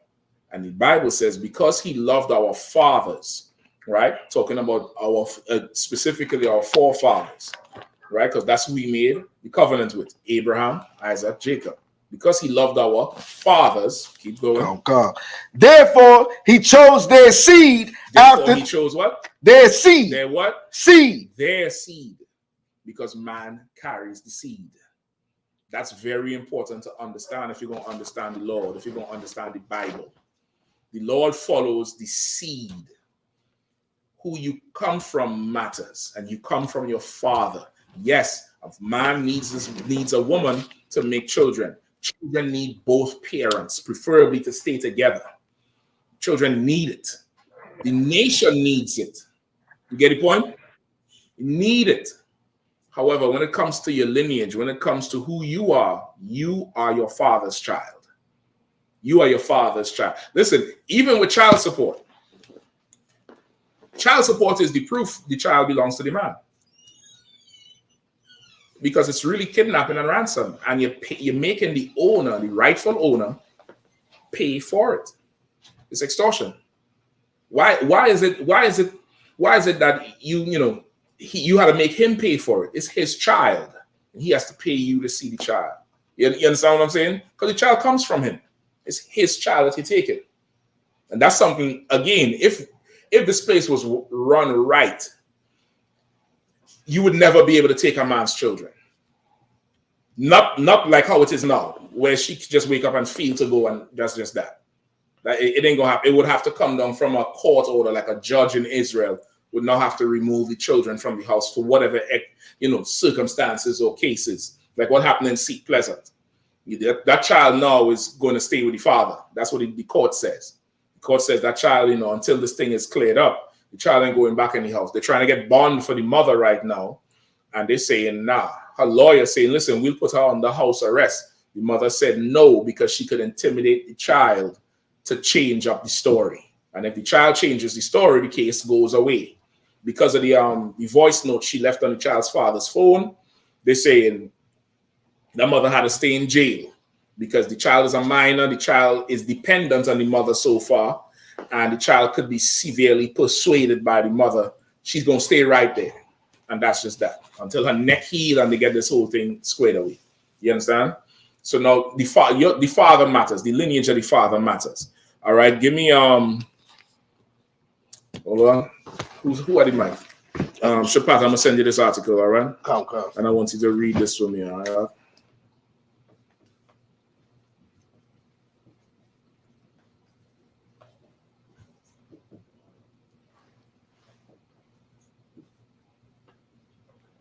You found it? All right. Play it for everybody. Let's see Kamala Harris and Paul. I just sent it to your phone, all right? Come. Officer Shapat.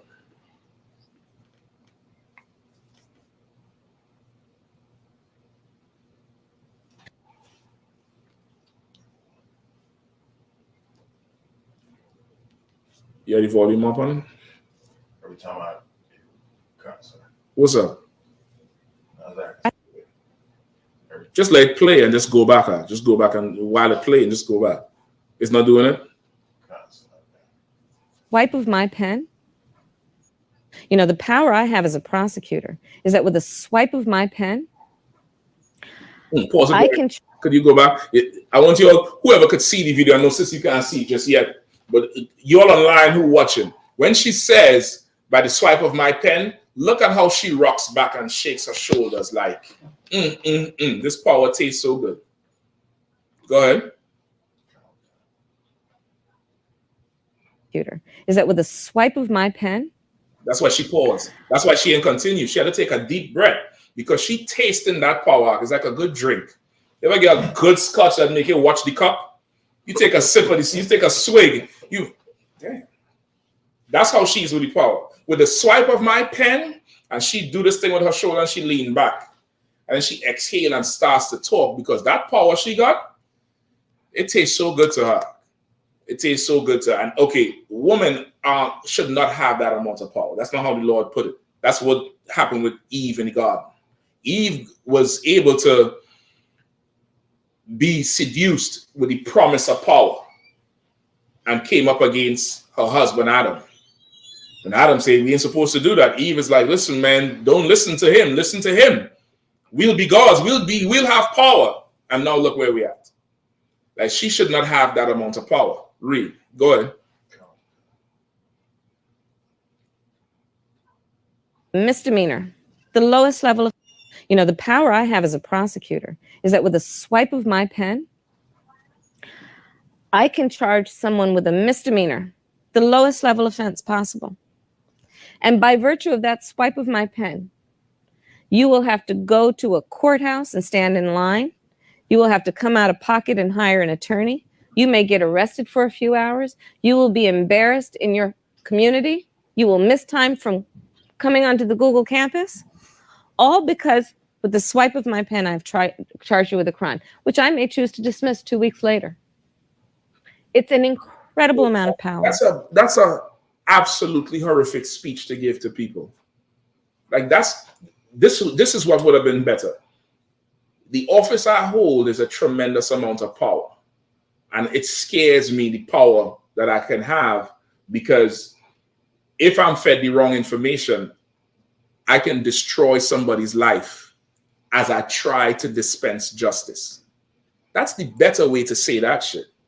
She said, with the swipe of my pen, meaning I could just do this little thing and the urge shift like a child. That's how a child thinks. You ever try to teach a young person to drive? Turn the steering a little. I said a little, nigga. They just don't get it because it's power. I want to get it all. That's how she is. She destroyed people's lives. There was an actor, there's a movie called The Last Black Man in San Francisco. The star of that movie, a brother, he had a charge. I forget what the charge was. Somebody could look it up, please, just to help me out, right? She was the prosecutor on the case. The charge was wrong. He was innocent. The evidence against him was off. When the judge sentenced him, he said Kamala Harris was in the courtroom, looked at him, laughed, and winked, knowing the shit was false. Come on. Like I might have gotten another charge right there. Damn. What's up? Oh, if that was you. Listen, I mean, sometimes, brother, it's, it is what it is. You got the point. This is who's going to be in the White House. A woman who's, and that thing, what she talking about there, the swipe of the pen, you had to go to the courthouse and line up. You had to spend money to hire a lawyer. Who is she talking about? Black people. Because white people hiring a lawyer, they have a family lawyer. They don't have to hire nobody. You just have to call Uncle Jewish man. Right or wrong? White people, they don't live the life. We got to go look for a lawyer and vet a lawyer and any good lawyer and see what kind of money we could come up with for a retainer. White people get a charge. Hey, call Jeffrey. And Uncle Jeffrey come down there, with a little coffee because he was just drinking with his buddies. And he knows somebody in the police station and everything just goes to hell away. She's talking about doing shit to us. You get the point? That's that person right there. Read the article from me. So give me a picture of Kamala Harris up on that screen, please. You can leave that same one. It's still up there? That'll work. Oh, God. Kamala Harris is a descendant of an Irish slave owner in Jamaica. Right? No, this is an article from the Irish Times, like the New York Times. This is not some old fly-by-night newspaper. This is an official newspaper. Read the date on that, please. Oh, God, sir. Tuesday, July the 23rd, 2024. This was 2 or 3 months ago. This ain't some old article that nobody don't know about. Go ahead. Oh, God.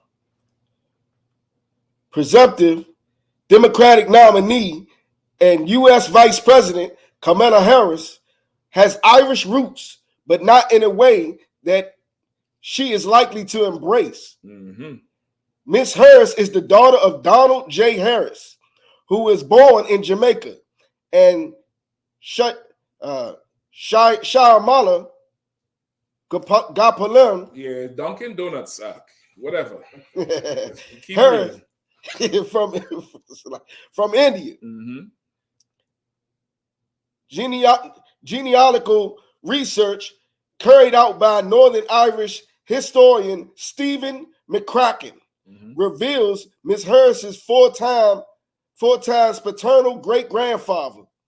Hamilton Brown was born in Coatram in 1776, the year of the U.S. Declaration of Independence. Right. So her paternal grandfather, 4 times. So her great-grandfather on her father's side was a white man born in 1776. Right? We're going to continue to read more about him. Go ahead. His name was Hamilton Brown. Go ahead. Brown immigrated to Jamaica, then a British colony, and became an enthusiastic slave owner. What kind of slave owner? Enthusiastic slave owner. What kind of slave owner? Enthusiastic slave owner. He loved owning niggas like more than you love owning them pit bulls. That's her great-grandfather. He had enthusiasm about niggas, about owning slaves, trading slaves, beating slaves, whatever it was. And if you know anything about them plantations in Jamaica, they have some history. I mean, all the plantations was horrible. but they have some documented history about plantations in Jamaica. There was a plantation called Egypt in Jamaica, and it was called Egypt because it was particularly brutal.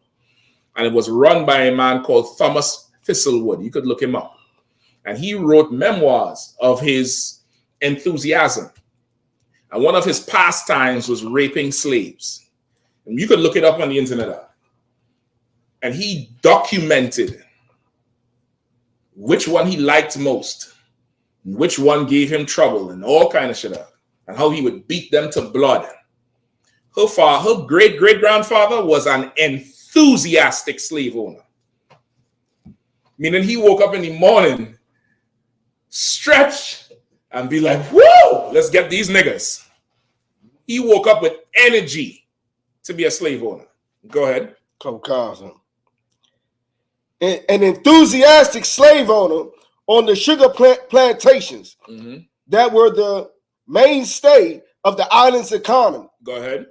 He opposed the abolition of slavery. Say it one more time. He opposed the abolition of slavery. He said, why you all want to end slavery for? They say, listen, man, we about to end slavery. He said, why you want to go and do that, love, huh? No, why you want to go and do that? We have a good thing going, man. Why you want to do that? Which is, every white man. Abraham Lincoln. They always say Abraham Lincoln ended slavery, right? They say Abraham Lincoln was America's best president because he ended slavery, and that's what they teach. Abraham Lincoln's speech said, if I could save the Union without freeing the slaves, I would. He only freed the slaves because he had no other choice. If he had a choice, we would still be in slavery. They would have never ended it. He just did it because he tried everything else. Keep going. He opposed the abolition of slavery across the British Empire in 1832. Right, in 1832. Right, across the British Empire, meaning all the Caribbean islands, which was really British, and certain parts of America, which was British colonies. Around the early 1800s, the slave revolt started to get very frequent and became too expensive for Britain to maintain. In addition to that, when the start of the Industrial Revolution, Britain didn't have use for a lot of the colonies they had because the engines came on board and they could do things faster. So they made certain plans to start transitioning the Caribbean from white-owned to guess who? Let me rephrase the question. From being so hands-on as white overseers and slave masters, because the colonies had plantations and slave plantations. They were overseen by British rejects. A lot of criminals, a lot of ex-military men were the British slave plantation owners. They would oversee the plantation on behalf of the Queen. As they began the transition of pulling back so much hands-on management of the colonies, they had a plan to switch management over to, who you think? Come on, Shah. The East Indians. The East Indians. That's right, 1832, when they're talking about the abolition of slavery. Around that time in the Caribbean, that's when they started talking about freeing the slaves. I think 1832 it came up. 1838 is when it fully went into effect.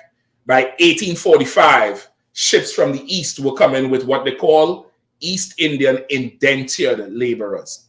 Indentured, meaning they signed a contract to receive a wage and land to keep their language and their religion, come with their wives and children, but they'll oversee the plantation now. That's how you have East Indians in the Caribbean islands. That's how her grandmother, how her mother's side of the family got to Jamaica. You understand? Keep going. Whoever reading, come on. Carson. In 1832, and went to Antrim to replace his slaves with workers from his native county. He gave his name to Brownstown in Jamaica and is buried in the interior of St. Mark's and It's like Anglican. Anglican Church. Right. The Anglican is a part of the it's a religion that's like a competitor of Roman Catholicism. Right. The Anglican came out of the Protestants.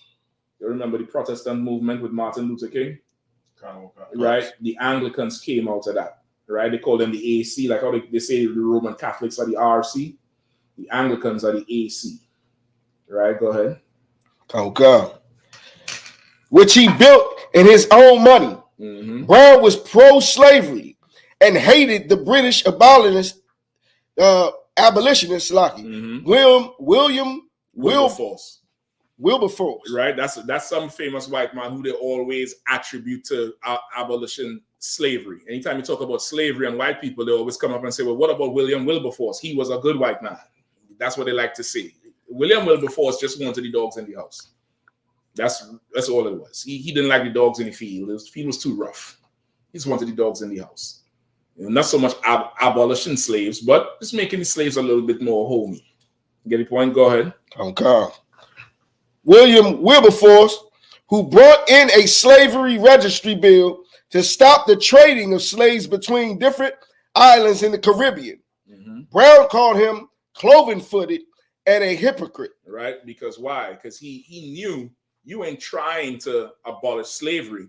All you was doing was trying to change it up so the money go a certain way. Just think the same analogy of the two pit bull owners, one having the dog outside with more rough conditions, one bringing the dog inside. It's still a dog.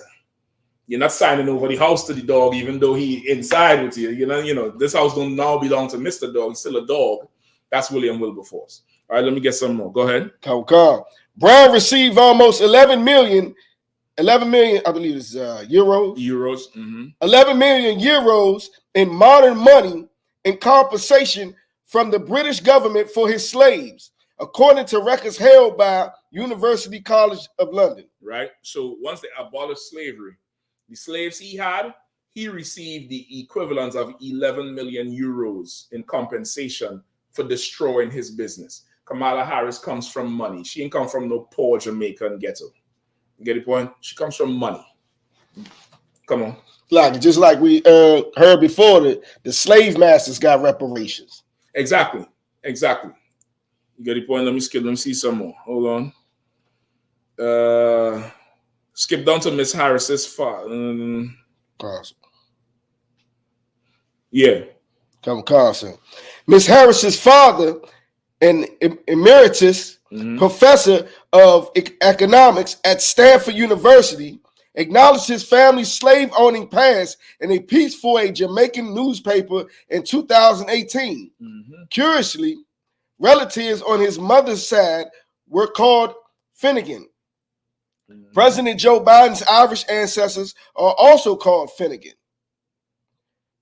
Donald Harris wrote, "My roots go back within my lifetime to my paternal grandmother, Miss Christina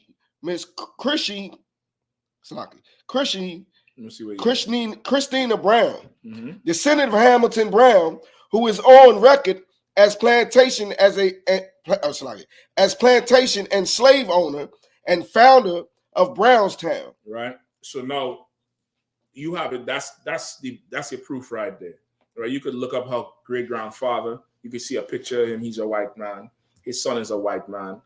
Her father, which would be that son's son. So this guy we're reading about here, his grandson, which is Kamala's father, he has a little hue to him because, of course, his father married somebody who was not white. So he have a little color to him. But from what we understand with the Bible, you are your father's child. Kamala Harris is the daughter of white men, of a white line of men. She's a white woman. Regardless of how she look, she could cook how much collard greens and have how much hot pepper in her damn purse. That's a devil you're looking at there. Right. So this is, again, it doesn't really matter, who you vote for, who's in office. The bottom line is they're going to make life extremely difficult for the children of Israel, like they've always done. All right. Give me Give me Jeremiah 23 and 5. Any questions you'll have, you'll go ahead and type them in now. We're almost done, all right? Give me Jeremiah 23 and 5.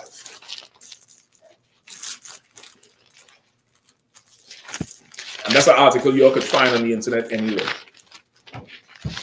It's more than common knowledge. And okay, this is how bad it is. The news is saying Janet Jackson is misinformed. The news is saying, where did she get this information from? The news is saying one of them brothers, I think, died. Tito, or one of them just recently died. They're saying she's still grieving over his death, so she might be a little psychotic in what she's saying. Janet Jackson is not wrong in what she's saying. She said, after all this, I just realized this woman ain't one of us. She ain't black. And she's absolutely right. Kamala Harris is not black. It's a white woman.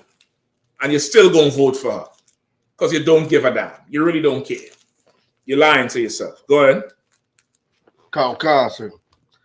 Book of Jeremiah, chapter 23, verse 5. Behold, the days come, saith the Lord, that I will raise unto David a righteous branch, and a king shall reign and prosper, and shall execute judgment and justice in the earth. Right? This is a prophecy for Christ, our king. You see, the days will come when I will raise unto David a righteous branch. Directly, it's talking about Solomon. It's also talking about our king, Yahushua, Jesus the Christ. Right? Now, the way it's written, the days will come when I will raise up unto David a righteous branch. Now think about it. A branch comes out of the tree. A branch is like an arm coming out of the tree. You understand? So how is it now that you ignoring the father? David, the Solomon comes out of David. Christ comes out of David. Christ is one of David's great-great-great-grandchildren. That whole lineage of Christ, Christ's ancestors, Christ's forefathers is the better word, directly descend from David. David, Solomon, all the way down to Joseph. Joseph is a direct descendant of David, a direct grandson. According to the Bible, Christ is Joseph's son. That's the only way he could be king. That you can't, a king is only born one way, through sex. That king has to sire an heir. And then when he gets a son, he gives the crown to his son. The reason Christ was the king of Israel is because he came from David's lineage. He came through David's seed. Joseph is the seed of David. Christ is the seed of Joseph. So it has nothing to do with Mary. Kamala Harris is the seed of a white man. It has nothing to do with Jamaicans. It has nothing to do with East Indians. Her father is a white man. His father is white, and his father before him is white, and was kind of white, and an enthusiastic slave owner. That's who she comes from, which explains how she hates black people so damn much. And it's really the two people who really despise us, them East Indians, brother. If you never experienced them, thank the Lord. They absolutely hate black people. Absolutely hate black people. She learned to despise us from the womb. She learned it. And let me tell you, this is the bad thing about if she gets into office. It's going to divide the tribes even further. Just like Donald Trump is trying to divide the tribes between Judah, Issachar, and Levi, which is the Negro in America, the Mexicans, and the Haitians, with that whole thing about eating the pets and taking the jobs, and Mexicans are bad hombres. He's trying to divide the tribes. If Kamala Harris gets into power, brother, who you think they're going to market to Judah to hate? Benjamin. Because Kamala Harris is what? Jamaican. And Benjamin, silly as could be, is pushing this woman up. You know Benjamin culture. How many woman dancehall artists you know? How many you know? Very little. So how come you all jumping on this broadband bandwagon all of a sudden? When your own sisters, you ain't forwarding them like that. You understand what I'm saying? If Kamala Harris gets into power, brother, just look for it. Look for the propaganda of, you're gonna hear some black celebrity coming and saying, "You Caribbeans, you don't like us no way." Look for that shit. and it's going to make a big divide between Judah and Benjamin. Go ahead. Like, does Patrick count? Who? Patrick. Patrick counts. How old Patrick is? Patrick since the 80s. The point I was making is, even in the West Indian culture, it's not really normal to have the woman like that. But this broad coming and y'all's, you know, all up in arms, pushing up, celebrating her as if she's one of your own, but she's not. You understand what I'm saying? She's not one of your own. She's a heathen and an oppressor at best. Come on. I got a precept. Come on with it. Come, sir. Book of Deuteronomy, chapter 17, verse. We're looking on battery life on the receiver for the other two. Still up? All right, no sir. Go ahead. Come. Book of Deuteronomy, chapter 17, verse 15. Thou shalt in any wise set him king over thee, whom the Lord thy God shall choose. One from among thy brethren shalt thou set king over thee. Right. Go ahead. Thou mayest not set a stranger over thee, which is not thy brother. That's our law unvoted. Like you can't. We are not to vote, and if we have to choose a leader, it has to come from your people. You can't set a king over you that ain't come from your people. Somebody who is not from amongst your lineage. Somebody who is not your brother. Brother. It didn't say sister. It didn't say that. It said brother. You set a king over you. You're about to make this woman king of the earth. Not just America, king of the world. With the stroke of a pen, I could make you go stand in a court line. Do this, do that. What do you think if she gonna do? If she doing that with a pen, nigga, what do you think she gonna do when she get her hand on that nuclear button? What do you think she gonna do? Do you think the other nations is gonna respect her power, her seat? You think Putin gonna respect that seat? And Kim Jong-un? You think they're gonna respect that seat? You think them Arabs gonna respect that seat? Forget about it. It's done. These next 2 months, brother, in America is going to be extremely, not even 2. How much is it? 6 weeks? Just about. It's going to be very eventful. You see the white men coming out the woodwork. The nutcases coming out the woodwork. Look for more of that bullshit to happen now. Because they ain't having it. They ain't having it. They're not going to spend another 4 years looking at a brown face in office. They're not doing it. So like you say, yes, what we think will happen.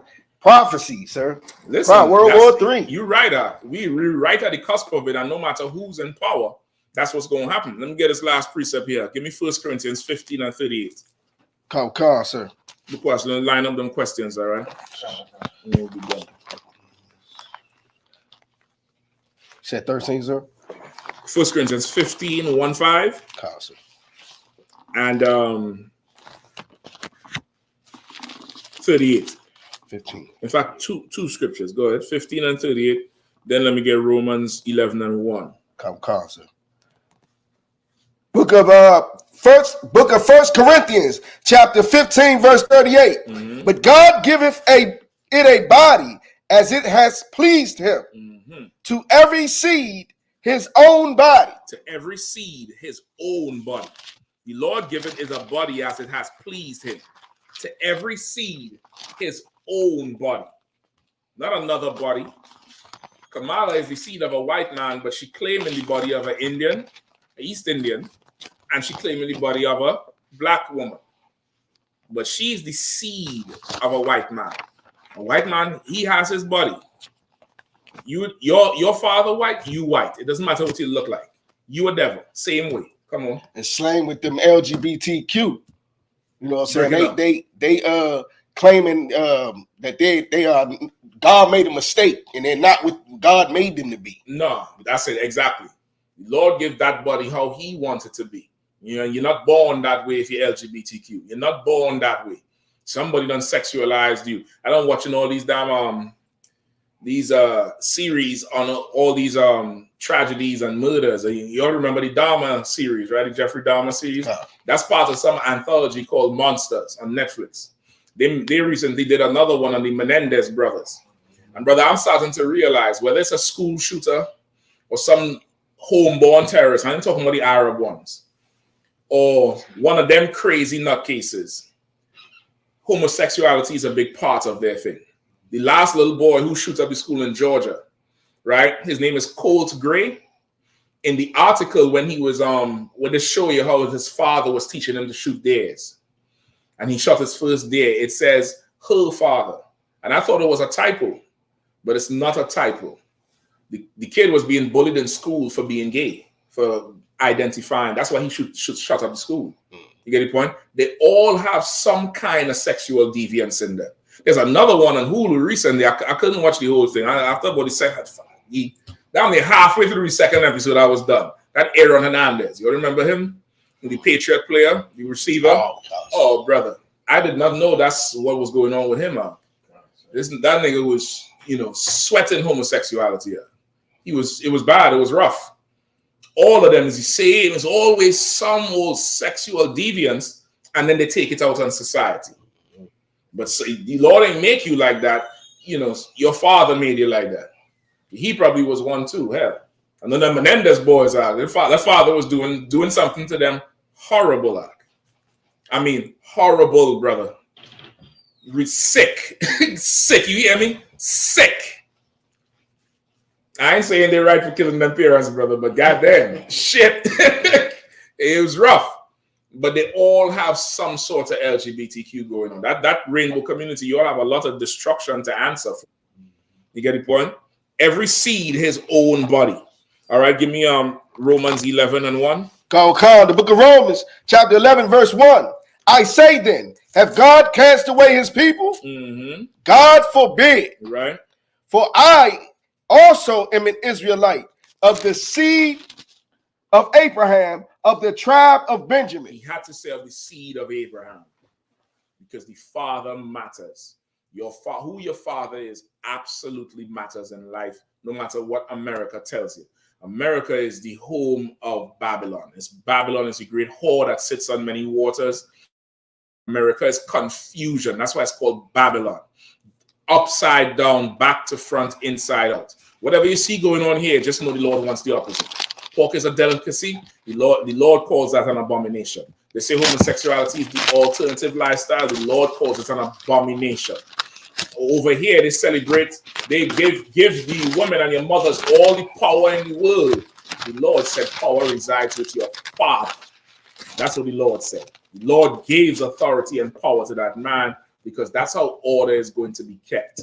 America is just a sinful ass place, and they're about to put this sinful broad up in power. And bro, she gets in that office. Not saying Trump will do any better. If she gets in that office, brother, black men, beware. Come in the truth. That's all I could tell you. You come in the truth before that inauguration. You might be able to last through Christmas. This is going to be your last Christmas. But brother, you let her get inaugurated with the stroke of a pen, you see what will happen to your future. I guarantee you that shit. She's going to take it out on you because she's a white woman. Questions?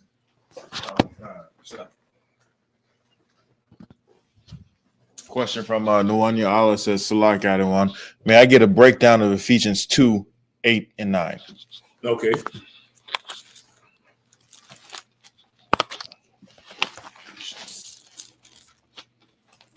You got it?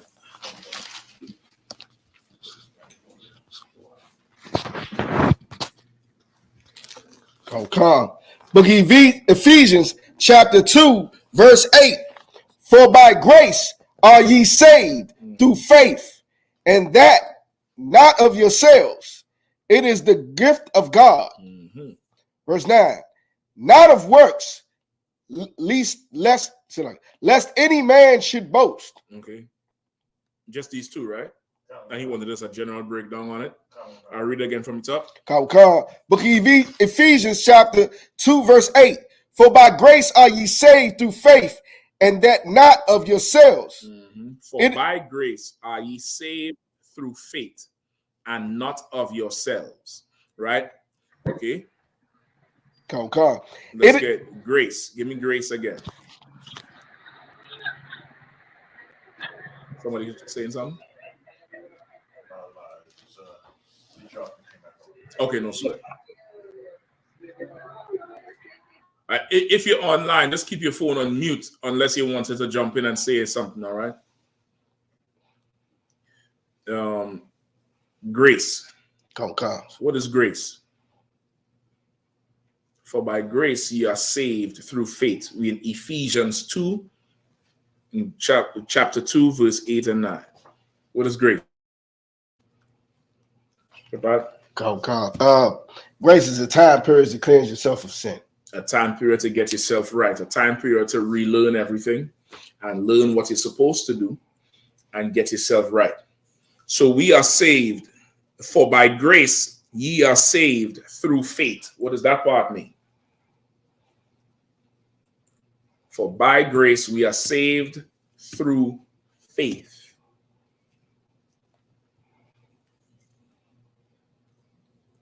Come on.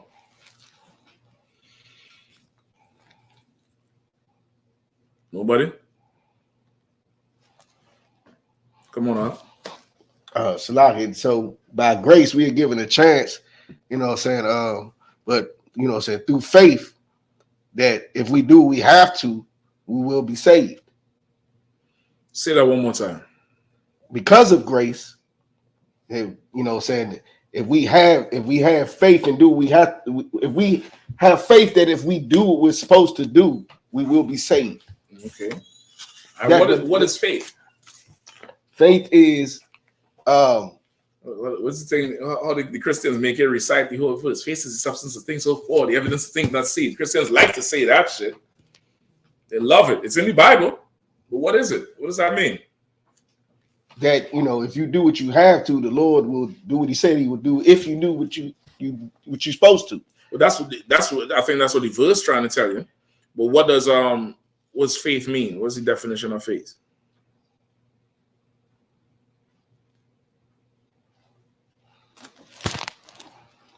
Come on. To believe in. What you believe in, I'll take that. Anybody else? Come on, Bakwash. Akira 76 says, faith is a belief that keeping the law, statutes, and commandments will save you. Faith is, that's specific to us. That would be specific to us. But faith is a belief, and but what she's saying is specific to us. It's correct. But I want just a raw definition of faith. Slacky, sir. Come on. Faith would be synonymous to following Christ's words. That's true, but that would be specific to us. I just want a definition of just in general faith. Faith, in the Merriam-Webster dictionary, allegiance to duty or a person.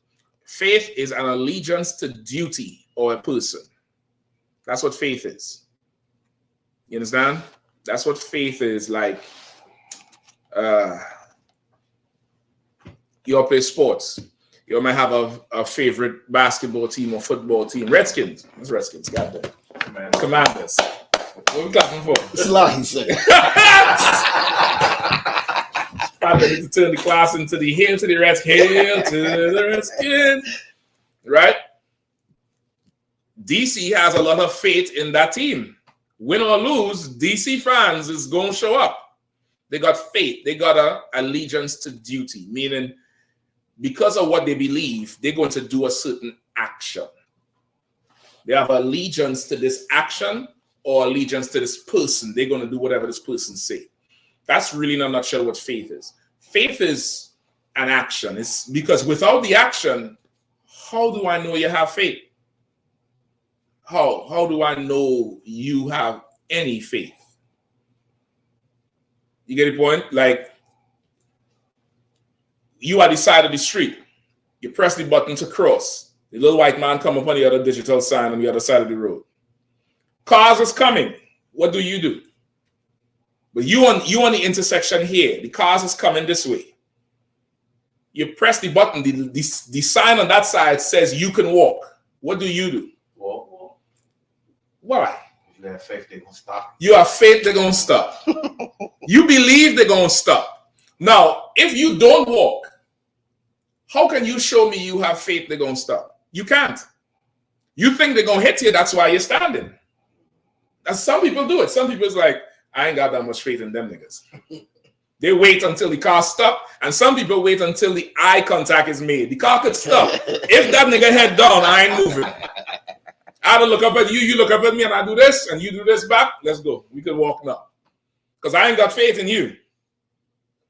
But you push that line, that button, and you see that white man on the other side of the arm on the digital thing, the walk symbol. The car could be coming, brother. You hearing the engine, you starting to walk because you have faith. He gonna stop. You don't think he gonna run you over. Your action is what determines your faith. What you do says is evidence of what you say you believe. It doesn't work the other way. You can't talk a good game. You're gonna have to show me.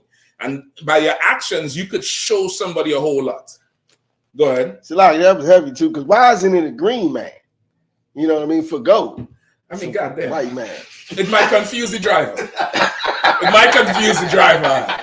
The driver might see a green man and think, run this nigga over. I just say the white man, because it's a white figure on the other side. It got to be clear, because you know what? It's at night too. Right. At night, you don't want to, it's that bright white light outline. It's clear to everybody at night. You understand what I'm saying? Constantly. You think it is a white man saying go. I'm not going. I'm trying to cut everybody. Listening to the white man, huh? We're talking all this pro-Israelite shit, this black and black shit, but the white man will tell you when to walk. I hear you, Shabbat. I hear you. So that's what faith is, right? So by grace, ye are saved. So grace is the period of time to get right. We are saved by grace, but through faith, through our actions based on what we say we believe. If we believe that Christ came so that we can get a shot at the kingdom, so that we could get our inheritance, so that we could get, what the covenant and the promise was and the deal Abraham made. If we believe that, then we'll have to show that with works. You're going to have to, show me. How are you going to show me you believe? By what? By saying shalom? I could train a damn parrot to do that shit. Like, how do you show me? By your works, by what you do. You're saved by what you do based on what you believe. That's how you're saved. You get the point? You read on. Call. Read it again from the top. Call. Book of Ephesians chapter 2, verse 8. For by grace are we saved through faith, and that not of yourselves. And that not of yourselves. You can't save yourself. Nothing you do matters. Nothing you do. Meaning, the thing you have to do, the action you take to prove your faith, it's not your will. It's not what you think is good, which cuts the Christians, because the Christian doctrine and the Christian church is 100% what they feel. You talk to them at camp, you see, you all see the tapes. We at camp, we say, God said to this. Well, I don't feel something. Well, that's what God said. What Bible is that? Well, look, it's written in red. It means Christ writes it, not my Jesus. They go based on what they want to do. They can't save themselves. They have to do what the Lord wants to do. Their faith is an allegiance to a duty or a person. In this case, it's both. It's allegiance to a duty. This is your duty. This is what you are bound to do. And your allegiance to our King. You believe that he coming back. You believe that he going to set this nation right. We're going to be on top of everybody. And because of that, I'm going to stop eat pork. Because of that, I'm going to stop get high. Because of that, I ain't going to strip club no more. Because of that, sisters ain't going to go in the strip club no more. Because of that, they ain't going to have no abortions. Because of that, I'm going to stop hating my brother. I ain't going to kill this brother no more. Because of that, I'm going to change who the hell I am, because I believe one day this man is coming back and I want my shot at being in charge. That's faith. Because of that, I'm going to put on these clothes that everybody think is funny and go on the street with a book. Everybody say it's a fairy tale book with a sky daddy, and invest and get expensive mics and speakers and go on a podium and say Christ is black, though everybody else don't believe, and go and spend millions of dollars on food and clothes and laugh and throw things at us. Why would I keep doing that? For what? For what reason? Faith. I believe in this shit here. Your preacher don't. Your preacher does not believe in nothing here because he'll change his talk. He'll change his talk if the crowd don't like it. He'll change it. Ask T.D. Jakes. Better ask Eddie Long. You can ask him. He dead. He old sodomite. He dead. Ask T.D. Jakes. Don't ask him. He about to go meet Diddy with all that oil. About to go get swallowed up. Right. Have you ever been swallowed? A big old walrus ass nigga. That's why he passed the church off to his daughter. Because he doesn't really believe in this thing. He doesn't believe in it. You get the point? It's what you do. What you do is the show of your faith. And this faith, that's the shot we taking. We taking a chance. This thing ain't bound to work, you know. Christ could come back and be like, yeah, bro, you ain't, you know, or sister, you know, I mean, I said do this, that. You just did this and that. What happened to the rest? You know that pork is good, Lord. I didn't think you would have mind. Okay. No sweat. It's all good. No sweat. Keep reading. Verse 9. No, the last part. It is the gift of God. It's a gift from the Lord. The Lord giving you a chance. Giving you a shot. Are you going to take your chance? You're going to take your shot or not? You don't have to. Yeah, I'm telling you all straight up, you don't have to. This is more for me. This is more for me. There's more land. There's more rulership. There's more slaves. I might lend you some slaves to help you clear your land. Or your little plot that you might get. I don't know. But shit, if you don't want to take a chance, brother, don't even sweat that.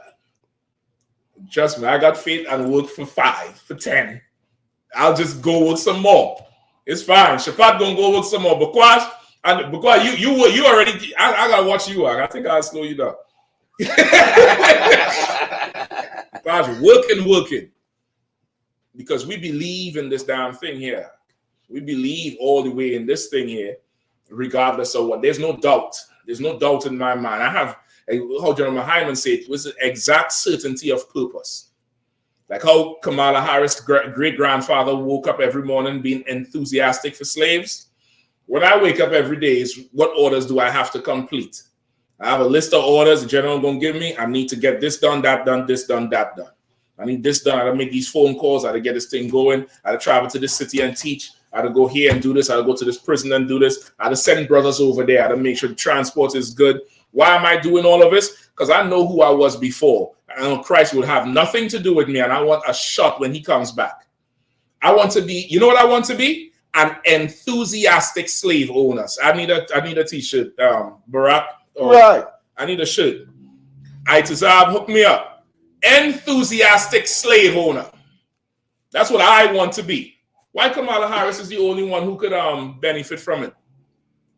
Why she alone? I want to sell slaves like her forefather. I want to sell baby slaves out. I want to get a little box and rip them straight from the breast. Put them in the box that up, give it to Bakwash. Take this down to Brazil. Shapat is down there. Let's ask for a good slave baby. I want to know what that feels like. Because they know what it feels like. They know what it is when they see us marching in the street, no justice, no peace. They know what it is to rock back and laugh and be like, man, my forefathers broke these people. My forefathers did a good job because they will not harm me. All they do is march. All they do is, no justice, no peace. What do we want? Justice. When do we want it? Now. That's what the white man has to worry about. A placard. They must enjoy their kingdom, Mark.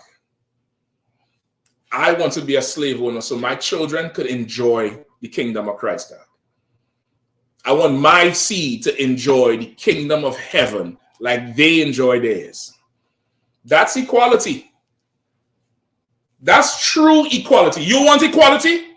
You're going to have to sell some slaves. How many of y'all you're ready for that now? Let's see where your faith is at. Sis looking at me over there like, this nigga here.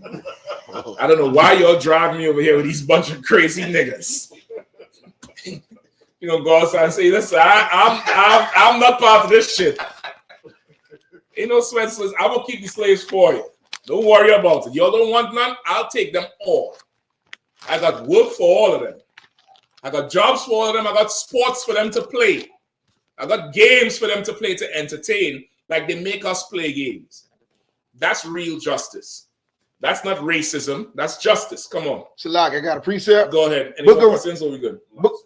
Book of Revelation, chapter 13, verse 10. He that leadeth into captivity shall go into captivity. That's right. He that killeth with the sword must be killed with the sword. That's the oppressor. That's what the Bible says.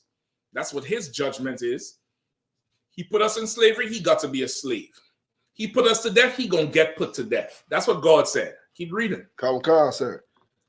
Here is the patience. Here's the what? Here's the patience. Here's the what? Here's the patience. We patient about this thing. We ain't hasty. We absolutely patient. You might be hasty, but we absolutely patient. We ain't worried about nothing. You know how this song goes? Nigga ain't worried about nothing. Nigga ain't worried about nothing. Nigga ain't worried about nothing. Woo! I ain't worried about nothing. Here is the patience. Go ahead. And the faith. And what? And the faith. And the what? And the faith. And while I'm patient, I'm working. I'm doing. Getting something. Going and taking ground. Going and teaching. Going and building. And if I can't build, guess what? That tithe is coming out. That 10% is coming straight into Command and Journey Heart. That's my faith. The Bible says, where your heart is, there your treasure is also. If you ain't paying no tithes, I know you don't got no faith. I know you don't believe a goddamn thing you say. Nothing. Nothing out your mouth matters. Your tongue could be black. You're so full of black power. You could open your mouth and a big black thing come out. Your teeth could be black. I know you're full of shit because you ain't got no faith. You wouldn't part with 10%. And I'm supposed to side with you in the revolution? What you going to do when the Muslims come to kill us? What you going to do when the KKK come? I'm talking about things that already happened. When the skinheads marched on the camp in Philly. What are you going to do then? If 10% of your money is too much to give, you ain't spilling no blood. You ain't putting yourself in a position to spill yours. I don't stand with men, brother, who gave it all. And I'll give all too. Here's the what? The patience and the faith of the saints. That's the patience and the faith of the saints. That's the grace. We in the grace period now. Show your patience and show your faith. Show it. Let's go back to Ephesians. Give me verse 9. Come. Verse 9. Not of works, lest any man should boast. Not of works, lest any man should boast. What works? Your own works. That's what it's talking about. That's why he says, and not of yourselves.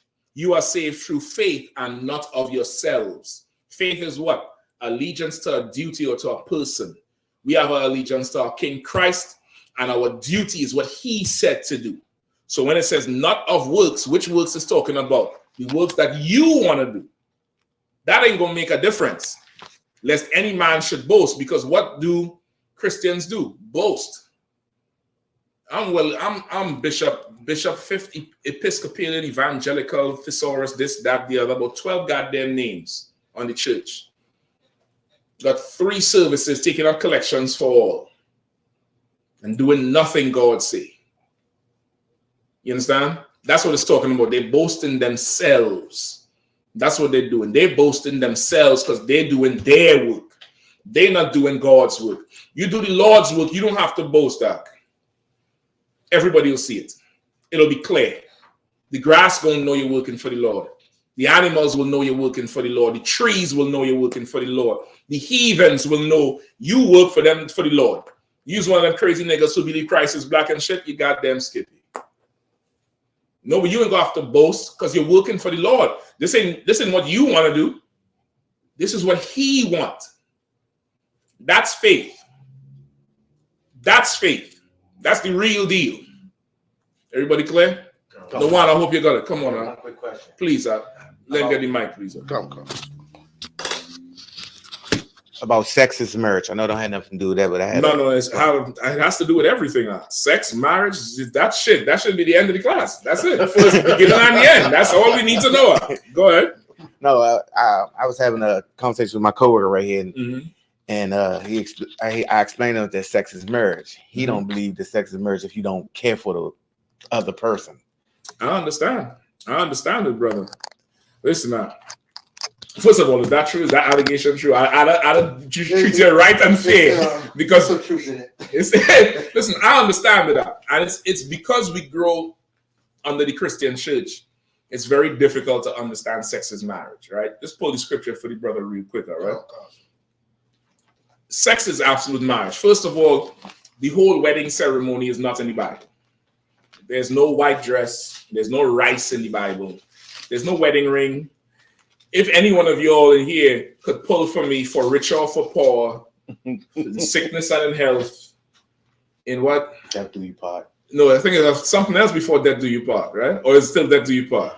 Right, till death do you part. You may kiss the bride. If anyone before us believe these two should not be joined in holy matrimony, speak now or forever hold your peace. Where is that in the Bible?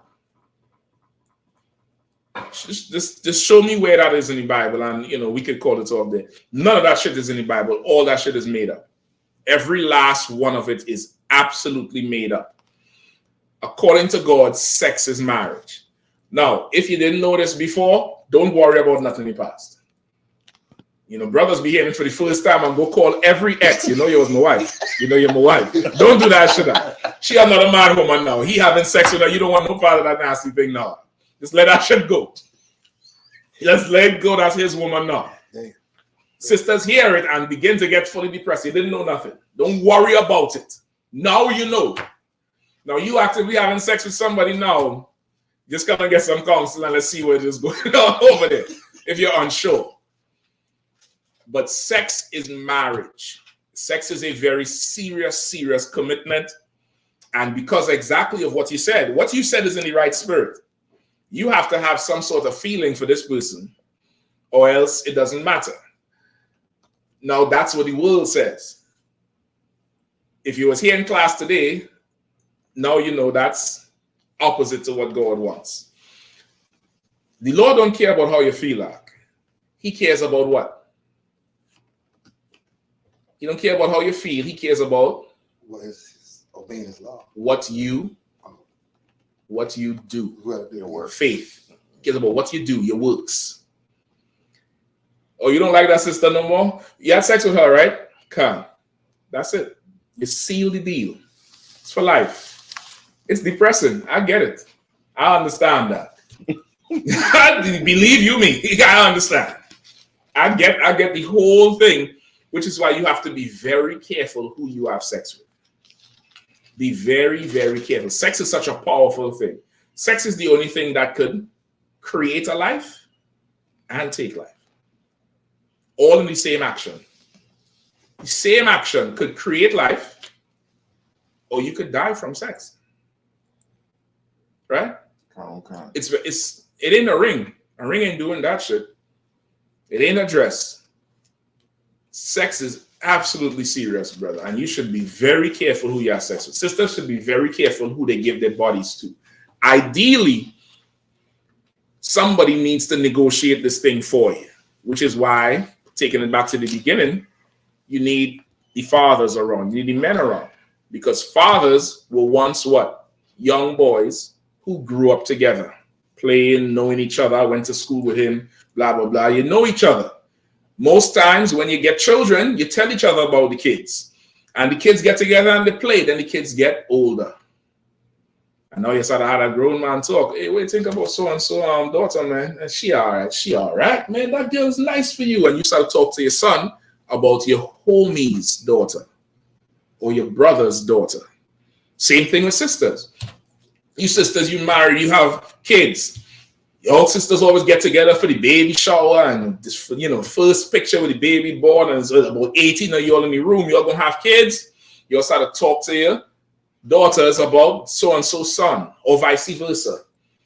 Now the family is involved, and now the fathers get together and they discuss, when my son say he interested in your daughter, he say, tell that nigga he ain't gonna do about my daughter and I'm gonna kill you. Yeah, listen, man, I know shit, I'll kill you. And you're blah, blah, blah. So now there's two authority figures involved. And them children understand something as they grow. Around about 15, they start liking each other. And you let them know, okay, can't touch until later on. But they caught and they're getting ready to marry until they reach about 20, 21 maybe. You get the point? And that's ideal. And now it's a decision to have sex. Now he's ready. He said, yeah, I ready to have sex with her. She's ready. I ready to have sex with her. It's a decision. It's not, I was drunk, you wake up the next day. Why you choose him? It was dark in the club. Shit. It ain't that. It ain't, Valentine's Day, you lonely, he pull up with roses. It ain't that. This is a very deliberate thing. And in here, it's absolutely deliberate. It's on purpose. You get in that room with that woman, it's not a one-night stand. It's not boyfriend number 2. It's not you all hiding from her husband and your wife. This is you going to take this woman now. You're taking her to be yours. It's a decision. So you must be sure, because if you know anything about men and women, sooner or later somebody decides to go off the reservation. And that puts a strain on the other person. And the other person decides, I don't give a rat's ass about you no more. F you, whatever. However, you already had sex. So now you're stuck. That's a very bad place to be. Feel like you're stuck with somebody. Now you got to have faith. Now you got to be committed to a duty. you gotta show up like you're going to work. Oh, shit. Hey, what's going on? You not staying? No. And vice versa for women too. You gotta be very careful about the thing. You get the point? But this kingdom makes sex into something that's like going to the playground or taking a drink. It's casual. It's, it's fun. It's gay rocks. Hey, Diddy, freak off.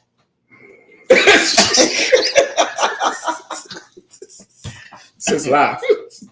That's it. Yeah, I mean, you can have your freak offs with your woman if she's yours. You can get all Diddy oil. You'll go upstairs and oil it up. That's your woman. But you can't, freaking off the whole damn city, and now no brother could get a decent girl because you done destroyed her. You done had her. You bounced up the brother in the grocery store at the gate. Hey, what's going on, bro? Hey, I want you to meet my wife. I'll go to the bathroom. Because the last time she see him, she was on her knees. Damn. It's destructive. It's a destructive habit. You get the point? So sex is marriage. What do you have for me? Concordance? Come on out. Book of Exodus, chapter 22, verse 16. Grab the mic, Shapat, please.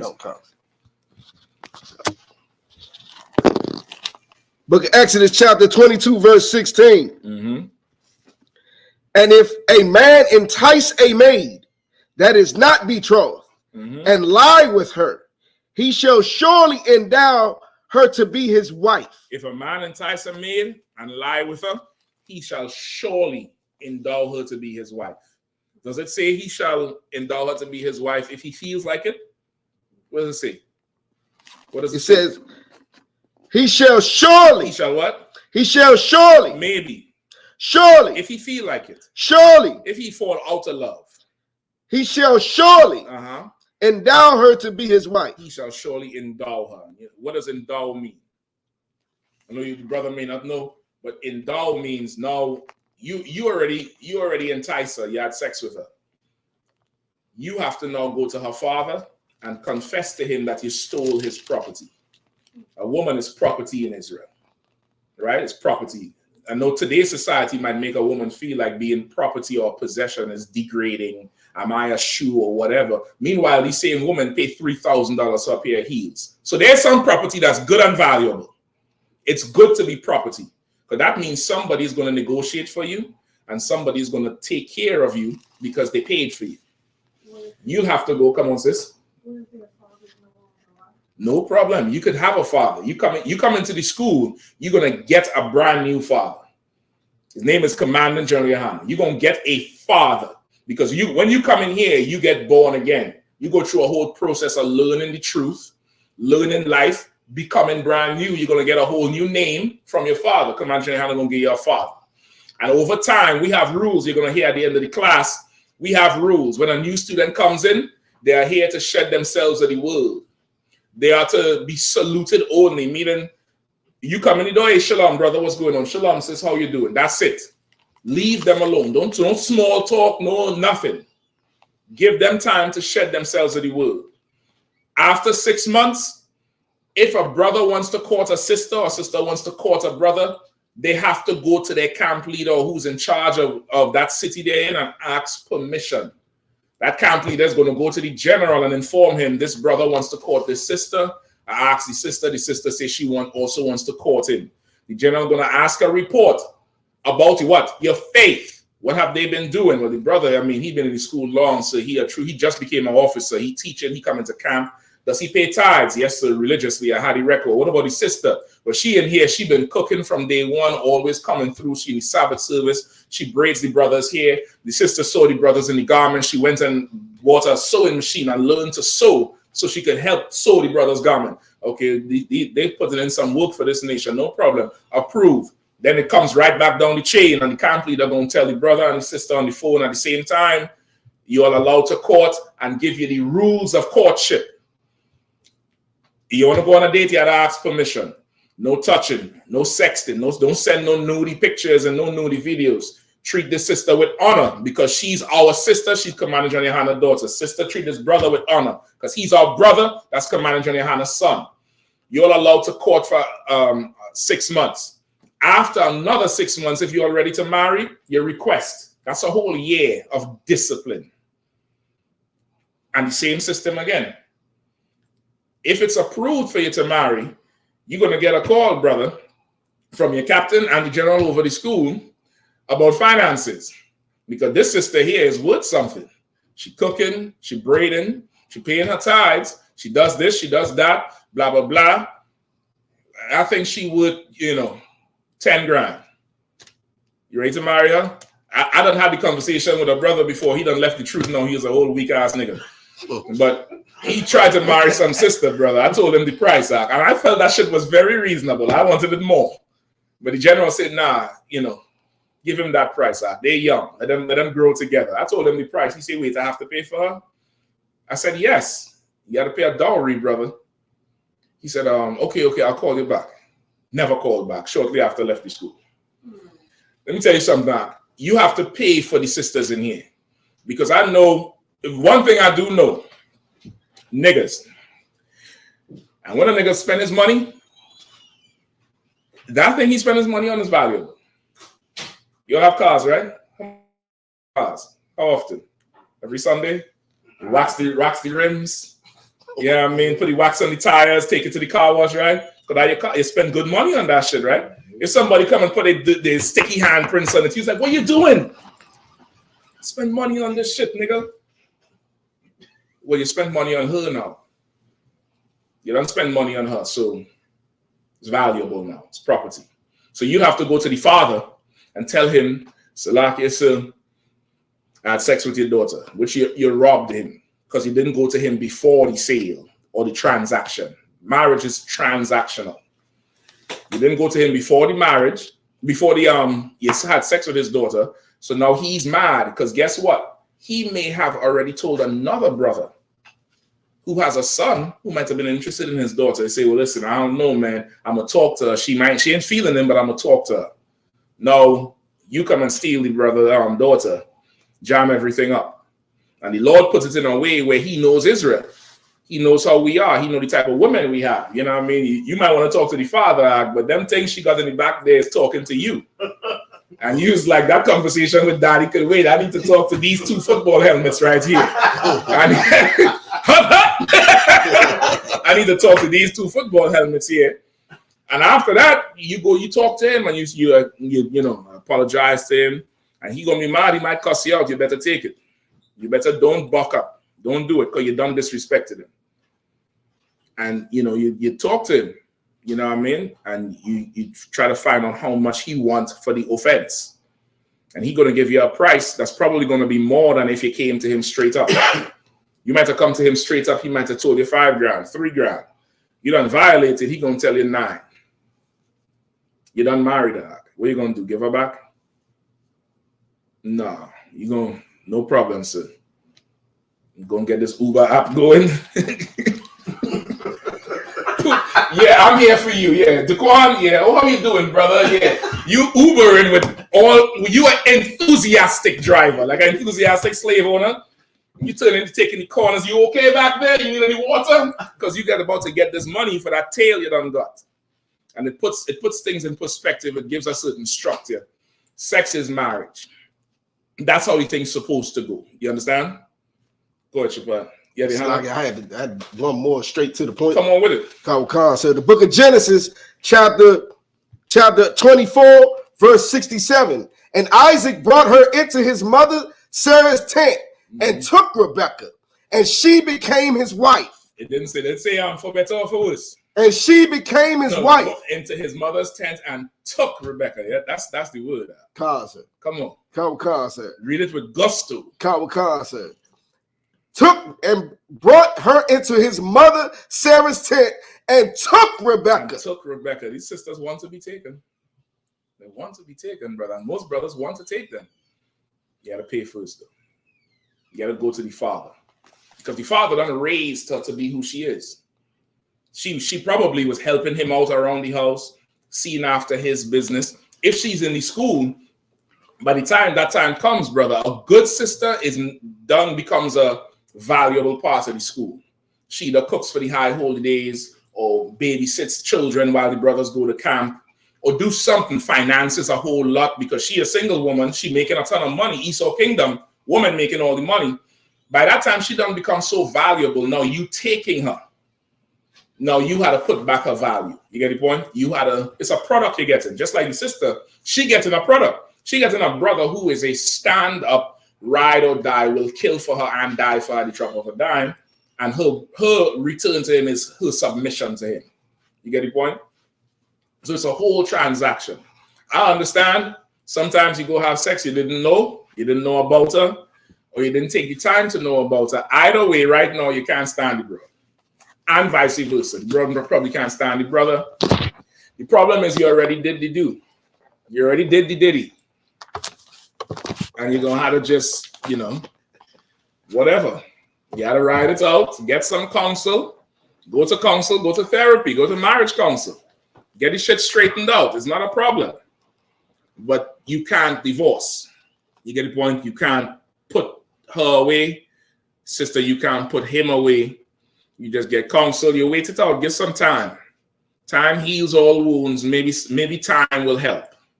Maybe time will help. I don't know. Or maybe you just might have to have faith and go do a duty. Show up for the job. You pull up by the house. Fuck. Shit. Hey, how you doing? Hey, baby. No. Shalom, princess. And you go in there and you act whatever. Same thing with your sister. You might just have to do it for the sake of the contract you already made. You get the point? For the sake of the contract, you can't be selfish. You got to show up for duty. Now, is it better to show up when you want to? You get the point? You texting at every red light. Yeah, I'm coming for that thing. Oh, shit. Yeah, I didn't hit send. And you started the voice note. Coming for that thing. And she texts back. Yeah, well, come on then. And you showing up with enthusiasm because you're all feeling for each other. That's way better. But does that always happen? No, it don't. It don't change the fact that you had sex with her. Or you had sex with him. It don't change that fact. That's the fact. In here, you have sex with her. Nobody in here wants her after that. You done soiled the land. You done polluted the land. As far as the other brothers are concerned. Not saying she's filthy. But as far as the other men are concerned, nobody, that's it. It's done. If you're on the Facebook, as soon as she announced, I'm married to officer so-and-so, her like ratio goes down. When she's single, she posts any picture. She posts a picture of her cleaning, dog shit. 100 like. As soon as she put court in, the lights take a little stagger. It's a bad day in the stock market. Oh, as soon as she posts, I'm married to officer so and so, the Dow Jones took a dive. She can't get a like because that's just the nature of men. She's available, sniffing out the trail. Sniffing out the trail. As soon as you run up on the trail and you see the next big dog there, you're like, oops. All right, I missed that one. You get the point? And it doesn't matter. If you're all angry, you're all separate from each other for a time, whatever it is, a brother in here is not going to look her way because that's your woman regardless. Now, if that was happening in the black community, you know how much families would be together? You know how much people break up right after a baby is born? It's already stressful for her. She done put on the weight. She had a baby, in the belly, back pain, ankle pain. You sexually frustrated because the Christian church tell you could only have one wife. She ain't in the mood that much. Then she get the baby. You had to wait 45 days if it's a boy, 90 days if it's a girl. And the stress is just too much. And but before the baby's a year old, you and her break up. It would have been easier if you had about 2 or 3 more wives. A man, the sexual tension is not like a woman. He needs the release. He have a couple more wives. He could go over there. He comes in the house happy. Hey, baby, what's going on? Everybody happy. Now, because of it, you all split up. Now, you all split up. She go on the internet. Men ain't shit. They ain't no good men. That's the cat call. And some simp-ass Christian nigga comes up and there. I'm a man. I'm a real man. When it should be, nah, sis, give it some time. You're a beautiful couple, man. All the encouragement coming in, this, that. Go ahead and listen to that man, obey that man. That's your husband. Hey, brother, I know she pissed you off. Blah, blah. You gotta forgive her, man. You gotta forgive her. It might take some time. So what? It's supposed to be forever, right? So what's a few days, a few weeks, a few months, maybe a year? Who the fuck knows? Excuse my language. Who the hell knows? But it would be so much better if nobody looks at her like she's available after you done went into her. That would give you some more encouragement to go reconcile. But most brothers don't want to reconcile because they know as soon as they walk out the door, you're pulling him out the closet. That's what, and that what Beyonce say? I could get another you in a minute. In fact, he'll be here in a minute. Why coming back home for? Why? Why am I even trying with you? And so in here, marriage is a serious, serious thing. Sex is a serious thing. Once the do is done, you stuck with each other. In some cases, it could be unfortunate. It don't have to be. But you could do your duty, though. The Lord would look at that shit. Go ahead. You understand now, brother? No sweat. Do you accept it, though? I don't know. That frown come all the way down here now. That frown started up here. I can't even see your eyes now. That frown is all the way here. I'll just tease it there. It takes a little while because we're not used to it. But over time, you'll get to understand the value in it and why. And it's biblical. All right, go ahead. So there's 2 questions. One from Kim. It says, what is the marriage contract? And then Kwama Ida says, sir, can you court or marry outside the school? Okay. Who answered about the marriage contract? A Kim. A Kimma? No. Kim. Kim? Kind of one kind. Okay, Kim, there's no marriage contract. All right. In fact, I'm lying. The marriage contract is that bed sheet that should have blood on it. That's a signed marriage contract. It should have blood on it because you're the first man she has ever had. In the Bible, biblical times, that woman, she would have never had a man. So you go in onto her, she's going to bleed.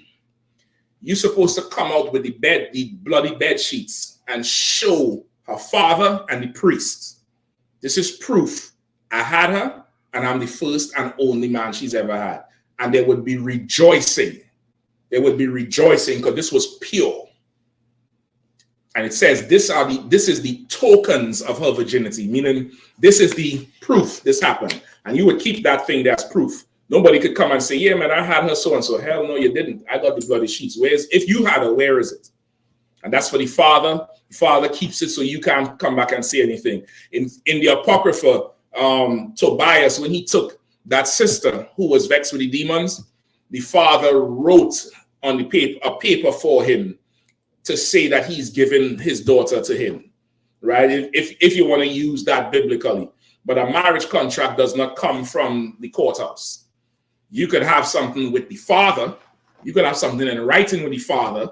He paid the 10,000, or he paid 5 with promise to pay 5 in 6 months because of his good nature and his good reputation. He comes from a good house. I'm giving him my daughter anyway, and he's trusted. I have faith that he'll pay the other half in 6 months. If your reputation ain't so high, he might take half your money and keep her and say, well, you could come visit. You could come have dinner in the house every Sunday, but you ain't touching her until I get all that money from you, because you shady. I ain't too sure about you. I ain't sure about this nigga here, but dad, nothing. And you better work to increase that reputation in 6 months, because you might come with the other half and he might give you back the 5 and say, look, go buy a cow, brother. I'm keeping her. Who the hell knows? That could also be a contract, but you don't get no contract from no courthouse. You understand? We free men up here. I don't ask the white man to marry nobody. White man don't control what goes on in my house, in my bed, in my mind, in my heart, in my spirit. He don't control none of that shit. You get the point? White man control Diddy. And you see what he does. All right. So as far as the contract, that's what it goes. What's the other question? From Kwamaida says, sir, can you court or marry outside the school? I mean, you could do anything you want to do. You could court and marry outside the school if that's what you want to do. I would not advise it, because you might end up with Diddy in your bed. You might end up getting beat in front of an elevator in a towel. A nigga in a damn towel. Why shouldn't they just pull the towel down and shame him? She pulled the towel, and the beating would have stopped. You get what I'm saying? The beating would have stopped. But boy, Diddy doesn't have it so bad, brother. All she could do is curl up on the ground because he's been beating her so bad. She's a full victim at this point. You marry outside the school, you're gambling.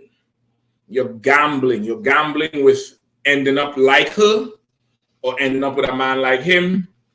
I would tell you, gamble in here. Because whatever goes wrong, you can always go to authority that both of you are respect and yield to, which is your camp leader or the general. You could always do that. But you marry outside, I mean, I don't know what the hell is going to happen to you. It's that's on you. And then when the problems come, guess where you're going to go? You're going to come here to solve your problems. The issue is that person doesn't believe what we believe. You went and married that person. There's only so much you could do for it. There's only so much. And you chose that person over the outstanding brothers and sisters who are in here, who are struggling to change their life, who going through the same thing you're going through. Most people who try to marry outside the school, it's a character flaw. They lack patience and they lack discipline to do what they're told to do, to change their life to become attractive. That's what happens. They're in here for a while usually, or they're in here as far as they're concerned being too long. They think it's long. They think it's too long. They've been here too long, and they should already be married. They should already have a wife or a husband, and they can't wait. And they went for counsel and they were told, well, listen, you need to do this. You need to do that. I need to see more from you. I could recommend somebody. You can do this, do that. You ain't paying no tithes. You should do this or you should do that. And they don't do it because they think that they should. And they think they could just go off and get somebody else. And, whatever. Me, I trust in my stock. I have absolute faith. I trust in my stock. I will be manager Yahanna, go on the streets and teach people to change their life. Why would I me as a man, teach a woman how to change her life? She comes in school, change her life, and then go after somebody in the world. Why did she change her life? For what? Why would you come in here and cook and braid hair and show up every time and pay your tithes and watch brothers come in the school and change their life and struggle to get off weed and struggle to leave the damn whole house and fight the child support court and change their life and don't kill no more and all kind and don't beat people up no more. And they be in here and then you go marry the same person who they was. Like that's a slap in the face. Whatever. Do it if you want to. Yeah, there's no law against it. You can still come to Passover. But when the issues happen, just know that's what you chose. You chose that. Every marriage has problems. Every marriage has issues. In-house, you could get fixed. There's in-house mechanics. Outside there, I don't know what the hell going on. I don't know. Just make sure he ain't got baby oil on the damn nightstand. That's it. That's all. With that, pass the class over to the priest and officer Shabbat.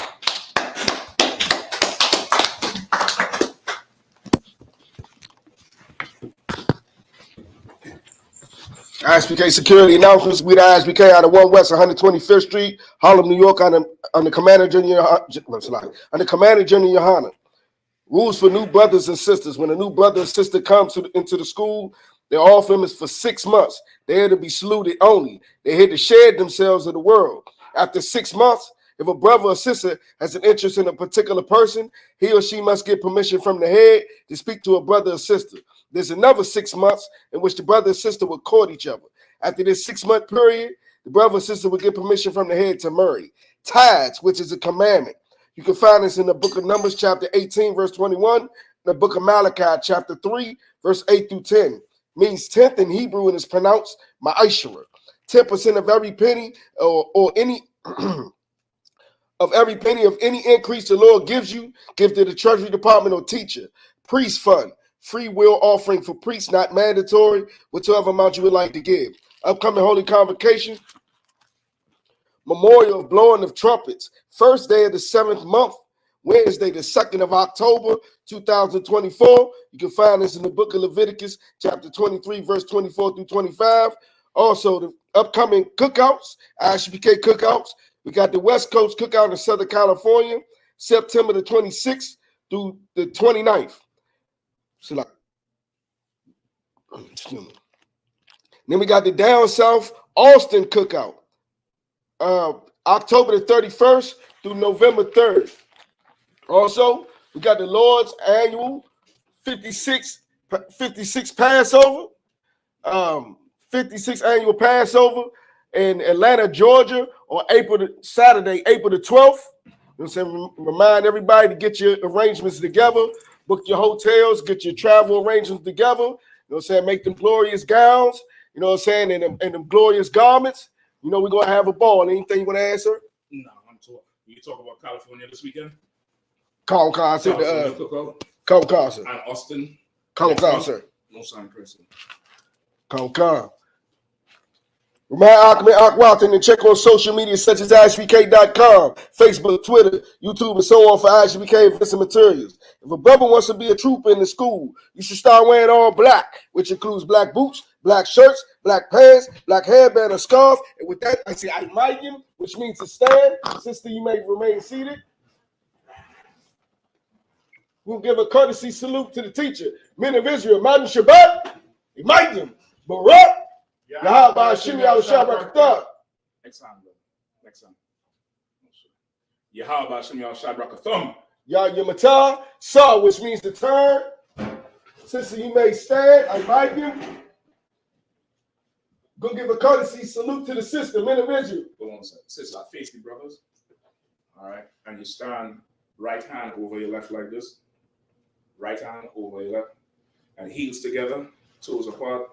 All right. That's how you would stand in the school when you're doing the salute. Go ahead. Oh, God. Men of Israel, Mighty Shabbat, Mighty Barak, Yahweh Shema, Thamba Hashem Yahweh. And sister, you would repeat Yahweh. Shema, Il, Atan, Bahashem, Yahweh Shai. And what we said was, may the Lord protect you in the name of Christ.